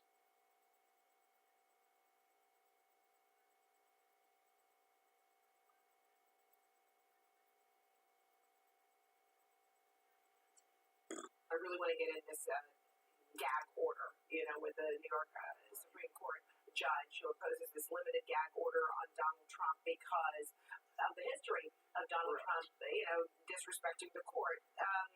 You find this to be quite striking that, number one, the gravitas of any defendant to go in there and disparage, a courtroom, but this isn't now necessary, isn't it? It is, and I think what the viewers have to understand is this is so unusual. This never happens. In over 50 years of law practice, both as a prosecutor, a defense lawyer, unprecedented time. It's not done. And the reason it's not done is because once you start disparaging the judge, disparaging people in the courtroom, you're putting yourself in harm's way because that's the judge who's going to sentence you. It's the judge who could send you to jail or give you probation. So you don't do those sorts of things. Donald Trump is the only one I have ever seen do this and do it in such an outrageous way that has really forced the courts to deal with where does the First Amendment stop and where do we need a gag order in order to protect the judicial system. It's been unique and continues to be on so many levels. Ackerman, thank you so much. Appreciate it. Donald Trump is under a gag order in his hush money trial. The judge blasting the former president for, quote, threatening, inflammatory, denigrating statements against people at all levels of the justice system, including jurors. The order prevents Mr. Trump from criticizing his former attorney, Michael Cohen, or adult film star Stormy Daniels. Both are expected to testify during the trial. Attorney Seth Berenswein joins me now. Seth, thanks so much for being here. So what is Donald Trump allowed to say and what can he not say? Well, Mr. Trump certainly led a match yesterday to the situation with his incendiary comment on social media attacking the judge and his daughter. Promptly after that, there were two orders that were entered. The first order was a gag order. It states that Mr. Trump cannot make negative comments or anything of an aggressive or threatening nature with respect to witnesses, jurors, court personnel, court staff. He is allowed to mention Alvin Bragg, but it is otherwise a broad prohibition. It's also interesting to note that shortly around that time, also Judge Merchan entered another order, and it was short and sweet, but it warned everybody, including the attorneys in the case, that they must abide by all court orders, and anyone that does not do that risks criminal contempt. So clearly Judge Merchan is sending a message. There's a new sheriff in town, and he's going to apply this very strictly. So Donald Trump's lawyers are not commenting on the gag order, but his campaign called it, quote, unconstitutional, saying basically that, quote, American voters have a fundamental right to hear the uncensored voice of the leading candidate for the highest office in the land. How about that argument? Well, that's essentially a First Amendment argument for freedom of speech, and the court summarily rejected that. Certainly there's a balancing that occurs in this sort of thing, and there is a need for the efficient expedition of justice, and a criminal defendant of a very high level cannot engage in actions that would prejudice the proceedings or interfere with the smooth administration of justice. So that First Amendment argument was considered by the judge. It was rejected, and this is really also not appealable. They can try to fight this, but this is set in stone. Judge Merchan is not going to handle this case as Judge Engoron did also in New York. This is going to be applied very strictly, and he's made a very specific warning that there will be criminal contempt consequences waiting in the wings if someone crosses the line. Here's another thing that Judge Merchan said. He said he was, quote, unpersuaded by Donald Trump's lawyers that the former president has refrained from commenting on this case compared to others. So basically the judge reviewed Donald Trump's public statements in other cases when he was deciding whether to impose these restrictions. What do you think of that? Well, I think that Judge Merchan is demonstrating that he is taking a balanced and holistic review of the record, and he's being very careful. Look, he knows that this is going to be one of the most intensely watched legal unfolding developments and dramas of the year. This is going to be the first criminal trial. Who knows? It may be the only trial. He knows that everything's going to be placed under a microscope. I think that he balanced this under the First Amendment in a very careful and appropriate way. This is really more of a common way where the court is very careful to ensure that when the proceeding moves forward, that there's nothing that interferes with the administration of justice. So this was a strong signal, and I believe that is, he made it very clear. He will enforce it very strictly. Elliot, what do you think about this? He's free to attack the public figures, just not the witnesses or the jurors. Yeah, I think this gag order is perfectly appropriate because it is carefully crafted. It's narrow. We use this phrase gag order, lawyers use it, regular people use it, but it's a bit misleading because when you think of someone who's gagged, like an action hero in an 80s movie, they can't talk at all. Donald Trump can still say plenty here. He can still criticize the judge, the DA. He can say this is why I keep calling it a limited gag order. Everyone knows he's going to fundraise off this, saying, oh, look, they're trying to silence me, when in fact, exactly, and it's just, the public figures he can still have. And that's why I think it's going to survive if he appeals. I think it's absolutely going to survive because what this gag order protects is the jurors, the witnesses, and the staff. They're the most vulnerable people. They're the people that need to be protected. They're off limits. Everything else, though, he's free to talk. What would the punishment, though, actually be? I mean, as we saw in the civil case, Trump violated that gag order a couple of times, and it cost him a couple of $1,000s. Nothing that was that serious to him. I mean, in this case, it's not clear. It's not like he would get sent to jail right away if he violated it. But the judge also, in a separate order today relating to a challenge to his process of receiving these motions, did have a shot across the bow to the attorneys, saying, he's all for zealous advocacy, but he says you have to follow the decorum and the order of the court. really imposing over these past 2 days. We're starting to see him say, he's trying to keep this in line and trying to impose some order over it. I mean, he hasn't said what would the sanction be if this was violated, but, it could be monetary. It would be a leap to put him in jail. Yeah, usually the judge would give you a verbal admonishment first, which for an ordinary person is enough to dissuade you, right? You don't want the judge kicked off at you. Then you get into financial penalties, and then ultimately, we're not going to get there, but theoretically, you could lock him up. How long do you think this trial will go? So the DA has said 6 weeks, but trials, having done that, have a way of sliding and extending. Maybe a juror gets sick, maybe a witness's testimony lasts longer. The other thing is, the DA can only estimate the DA's case. The DA doesn't necessarily know what the defense is going to do in their case. Now, a defendant does not have to put on any affirmative case, but of course the big question is, will Trump take the stand? We don't know, but if he does, this could go 7-8 weeks. I mean, we're going to be busy from mid-April, and Tara's right, the judge reaffirms in this opinion. He says we are on the eve of trial from mid-April through June or so. Has the Trump team responded to the limited category? So his lead attorney, Todd Blanche, declined to comment on it. His campaign spokesman is saying this is an attack against the First Amendment. It's unconstitutional. The judge explained in the order that this went far beyond what he saw as the constitutionally protected First Amendment speech. They haven't said how they're going to do that as well, so we'll wait and see if they do. But, on the point of their witnesses, Trump has said, his attorney says that they want to call an expert witness. The judge said that person's not really an expert, so if you're going to call them, their testimony is going to have to be very different than what you think it's going to be. Or it's possibly Donald Trump. They don't have a big list of witnesses, at least so far. They can still change their mind.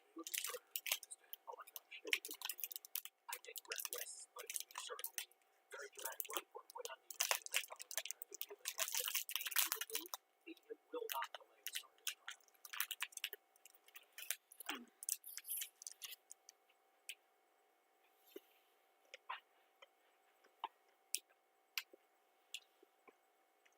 But we begin with what was a particularly heinous crime that caused a national outcry today.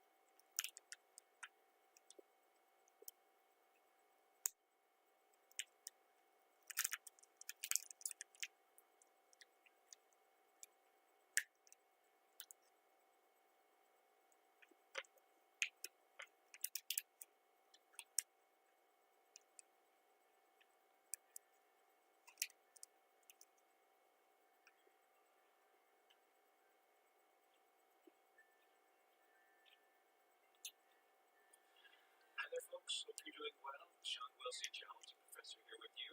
I am currently in the city of Prague in the Czech Republic. We'll be on our way today back towards the States to New York City, where we'll spend a few days before we head back to Idaho. I've been following the situation in Iceland closely, along with many of the rest of you, I'm sure. And I apologize I wasn't able to get to any updates during my trip. Just, fast-paced, things happening all the time. And so just not a lot of time to put together one of these updates, but I have been keeping track of things that have been transpiring there, especially with the help of Amanda Jo, who's been sending me regular emails. So appreciate her for doing that. But I thought I had a little bit of time today before we have our plane flight. So it's about 6 a.m. right now, Iceland time. It's 7 a.m. here in Prague. So I thought I'd put together a quick little update here, find a little corner of the hotel to send you a little bit of an update, share a little bit about what's been going on the past week. This might be as much for myself as it is for any of you in terms of just processing what's been happening so far and just digesting all the events that have transpired over the past week or so. So thanks again for joining me. And let's just get right to it. The way I'm going to do this video is a little bit different. My laptop setup is a little bit different than what I use in the office, and so you won't be able to see my little head at the bottom, but you should be able to hear me. So I'll just put this part together, this intro, together with the rest of the update, and everything should work fine. But I just wanted to say hi to everyone. Hope you're doing well, and let's get right to it. Okay, you can see here with this webcam from Live from Iceland where the current state of activity is at. You can see here that the activity that began on March 16th as a fissure eruption, several kilometers long, has now been constrained to just a few isolated vents forming spatter cones. A little hard to see the spatter cones because it's still a little bit dark there. 6 a.m. in Iceland, the sun's just beginning to rise here in the next little bit. But you can see more or less the size of these things and just sort of the recent activity. Looks like there's essentially 3 vents, at least based on this camera here. So just a few vents that are still remaining active. So the lava output has decreased over the past week or so. During the day, we've had some of the viewers on Live from Iceland just have estimated the size of these spatter cones as maybe being as tall as 30 meters or so. That's unconfirmed, but those are some good guesses based on some folks that have just looked at the amount, how high I think the lava's been injected, and then there's been a few times when there's been people down here in the foreground area just sort of playing some games with the numbers and estimating the height of these cones. So we've had a good week or so of eruptions that have produced some really nice cones here. I guess it's been almost, 2 weeks? The 16th? Yeah, it's something like that. Week and a half, I suppose. And so we've got a couple of spatter cones that have been generated from this eruption thus far. Let's look at the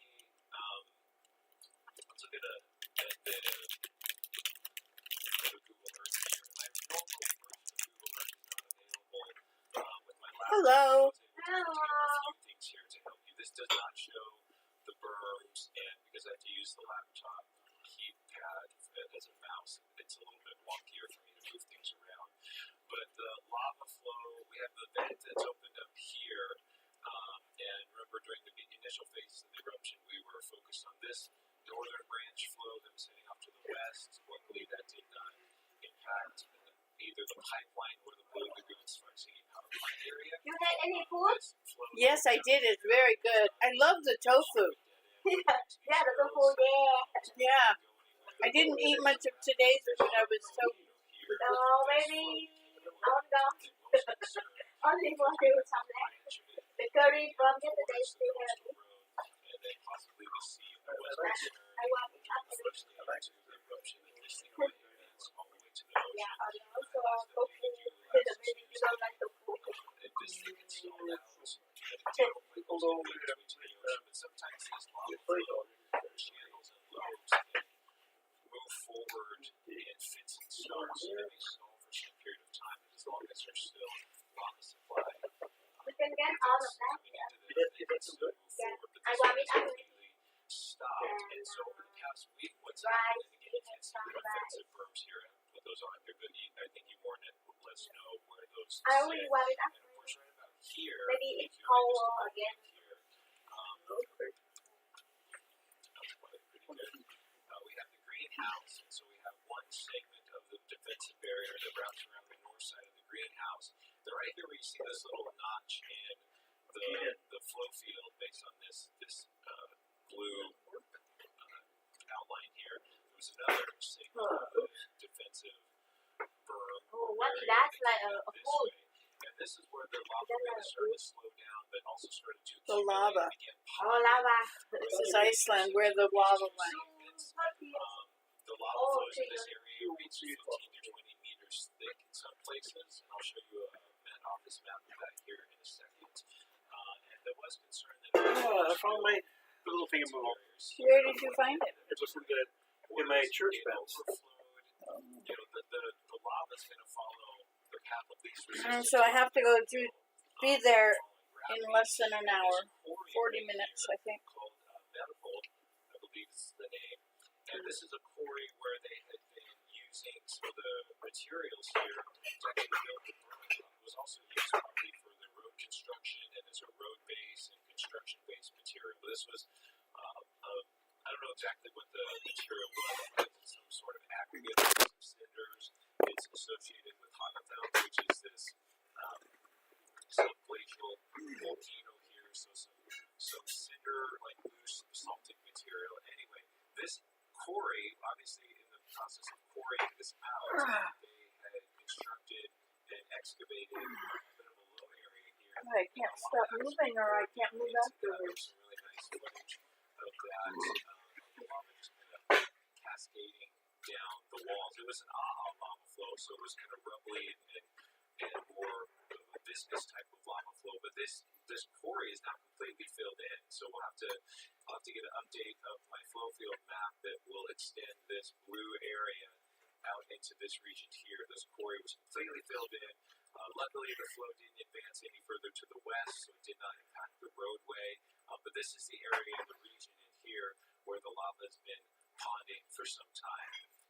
So they're going to have to look for, as they look to heighten and build up the defensive berms higher. That's sort of the game you have to play here, is as these lava flows ride up against the defensive berm and inflate and raise the topography, that necessitates that you have to continue to raise the berms to some degree in order for the next lava flow or eruptive event to not ride over the top of them. Luckily, there are a few more quarries in the area. I remember driving past these two on one of my trips to Iceland, and I was kind of looking at them like, hey, maybe I could go in there and check out some rock. But there's this one here right along that South Coastal Road, and then another one right here just before you get to this area here. Then I've actually hiked down to this beach, and this is another subglacial volcano called Festarfjall, and this has a spectacular dike cutting up through it, just a really scenic little spot there. But anyway, those are two possible locations where they might be able to quarry out some additional material as they raise these defensive walls and berms here. Okay, so let's go to the Met Office, and let's actually look at that map to see what we're talking about, where it was ponding and stuff. So this is a map showing, and this is from a while ago, but I think it's from March 20th, maybe about a week ago, but I think it reflects overall the thickness of the flow. So this is the thickness of the lava flows in different areas of the flow field, and just to make that a little bit bigger and scooch it over a little bit more. So the vents here are nicely defined. You can see these darker areas here where the lava is thicker. That shows where these southernmost vents have occurred. And then as the lava has flowed out of these southward vents, you can see a little bit of thicker lava flow here out of these two vents.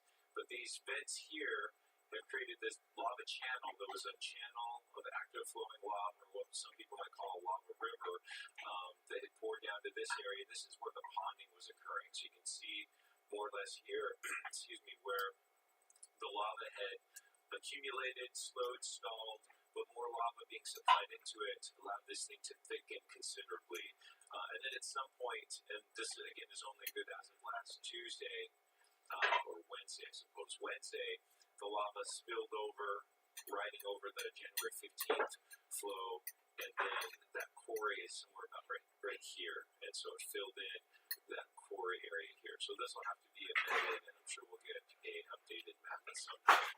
I'll show this little flow loop here.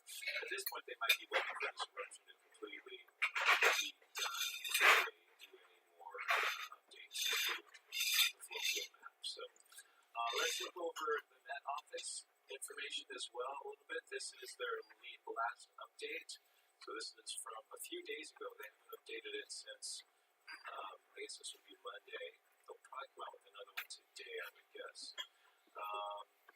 So the main issue here in looking at the Met Office update has been the gases have been pretty bad. So they've been actively monitoring the sulfur dioxide concentrations, the gas emissions coming out of this area with this vent. And so the concentration is very unhealthy. The eruption seems to have subsided. And the main issue here has been that the winds have been fluctuating a little bit. So at times this gas has been concentrated or moving into the area around the I believe, a few days, and possibly still going on, where they've not allowed people in there just because the gas concentrations have been high. Remember that these volcanic gases are quite dense. They settle, they stay close to the ground, and so the shifting winds can kind of carry them into other areas, which makes it very safe and unhealthy. That's one of the reasons why they are not allowing people close to the eruption site.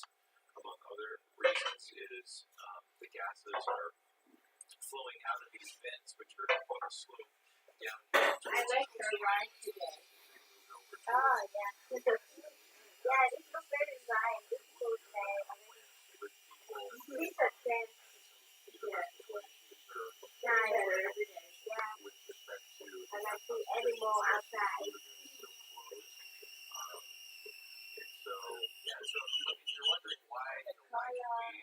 access this area, why can tourists not hiking through how this thing is flowing and watch it? I would say the gas concentrations are probably one of the hazards that are prohibiting that. Just the chances of breakouts happening, lava ponding in the area, the lava is going to continue to be supplied to it, especially if that area is in an uphill environment like we see here up against those two segments of the defensive berms. Then you can sometimes get lava breaking out of that and starting to flow in different directions, and so it's not a completely predictable situation. It's very different than 2 or 3 years ago. What is that summer when we had all the I think it's used up. vents and lava flows into the valley. The There may be yeah, looking upstairs in the bathroom upstairs, I might have some under the sink. There's also roadways in and out of here. So, anyway, so high concentrations of sulfur dioxide have been observed in recent days. Okay. It's respiratory issues, in high doses, obviously, it can be much more damaging. Yeah, so this is mainly about the gas concentrations in the area, so they're starting to monitor those a little bit there. And yeah, we got some webcam footage of that. Now you can just see these glowing little hot sections of the flow field so that's the Met Office update. I'm sure they'll come out with another one soon. Kind of running you through that. The eruption is dying down as over this past 10, 11 days since it began. Interestingly, the GPS data, so now that we've got a good week or more's worth of GPS data since the eruption, this is the Smart Sengi GPS station that we've typically monitored here. So there's the uplift going into the February 8th eruption, the uplift and inflation leading up to the March 16th eruption, and now we have enough points here that we can see a little bit better trend to the data. And it does look like that it does have a very slight upward trend to it. So it's not nearly the same slope and uplift rate that we saw with all the prior eruptions. But since March 16th, overall, it looks like the area is having uplift. So that uplift then it is interpreted as being lava inflation. So it's inflating or uplifting, but at a much slower rate than it did previously. And so that suggests that the influx of magma is still occurring and that it's also greater than the output of magma. So even though we have an actively erupting system and we're pumping a lot of lava out to the surface, we still have more lava or magma moving into the system from below. And so that suggests that some of the lava is being stored under the Smart Sengi area. That it's not all making its way to the surface because we see this uplift trend here. And so this is interesting.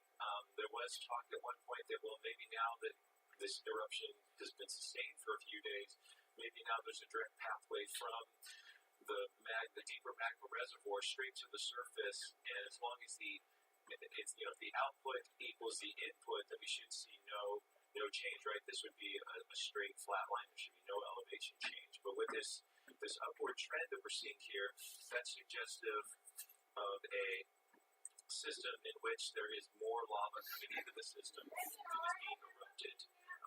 So it's interesting. The plumbing system of this volcano is definitely changed, I think. There's some different things going on that we'll have to try to figure out. Some of that deeper source magma may be making its way to the surface pretty easily. It's right to the vents that we saw on the webcam, and then maybe some of it's also being partially fed into this magma reservoir beneath the Smart Sengi area. So is it all one connected pathway? Are there multiple pathways that are either connected or maybe not so connected?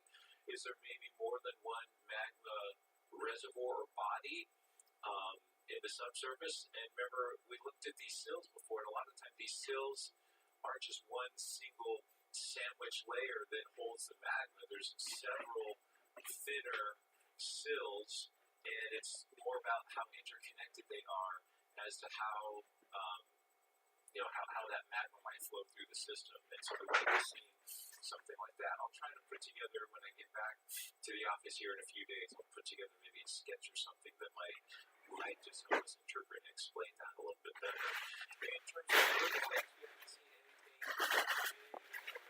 in the Reykjavik area, as you might expect, with this ongoing eruption, mostly small earthquakes, low magnitude and low frequency, so not a lot of them. But there was an earthquake in another part of Iceland, here in the central portion of Iceland, at a volcano called Askja.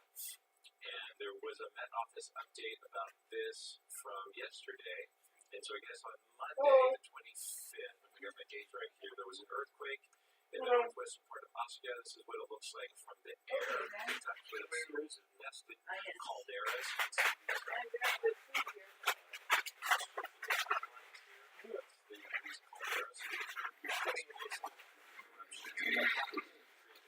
This network and this interconnected system of calderas. So they erupted so many calderas collapsed, created these pits. And so it created calderas. And so there was about 2.5 at about 5 kilometers depth, and then there was a series of smaller earthquakes, some of which were 2 to 2.5, and about 30 total.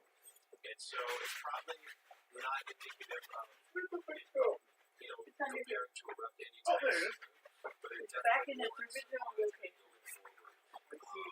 It goes on to say here, activity has changed between months and fairly stable. So yesterday, last week, were in January 2022 and October 2021. So a lot of times, as these volcanoes possibly ramp up towards something, you'll see this type of activity. Just fits and starts, a flurry of earthquakes here, quiet for a while, then another flurry of earthquakes, and so on.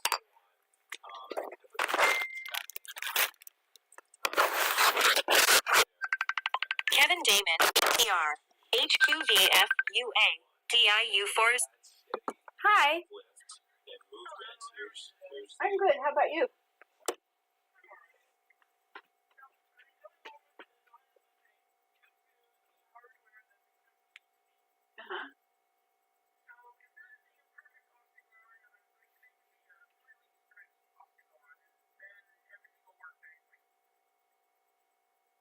That sounds good. So you just go straight out the back until you got is it a 45-degree angle when you get 8 feet back?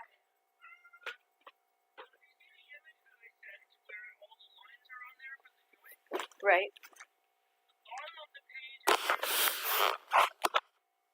Okay.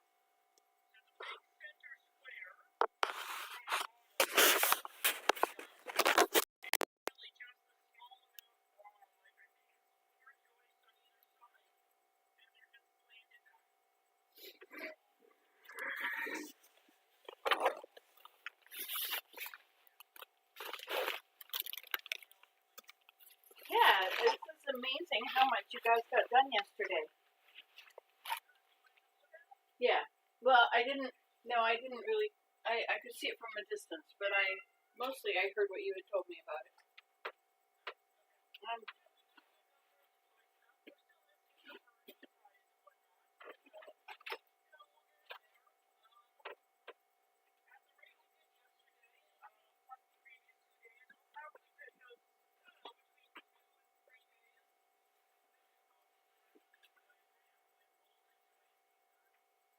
Okay.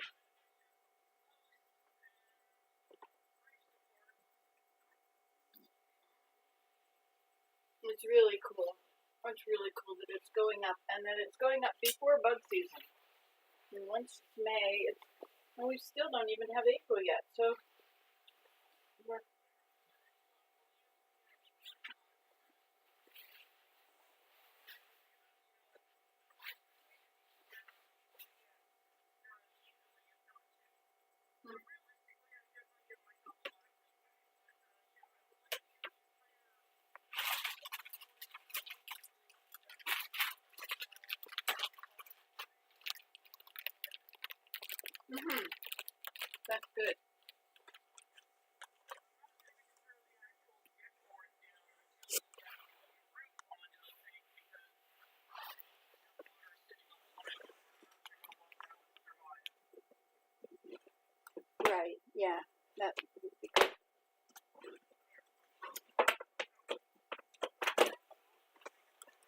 Yeah, very cool.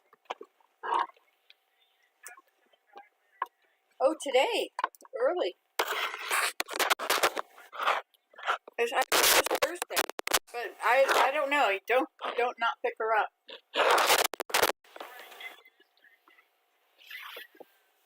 Yeah, horseback riding.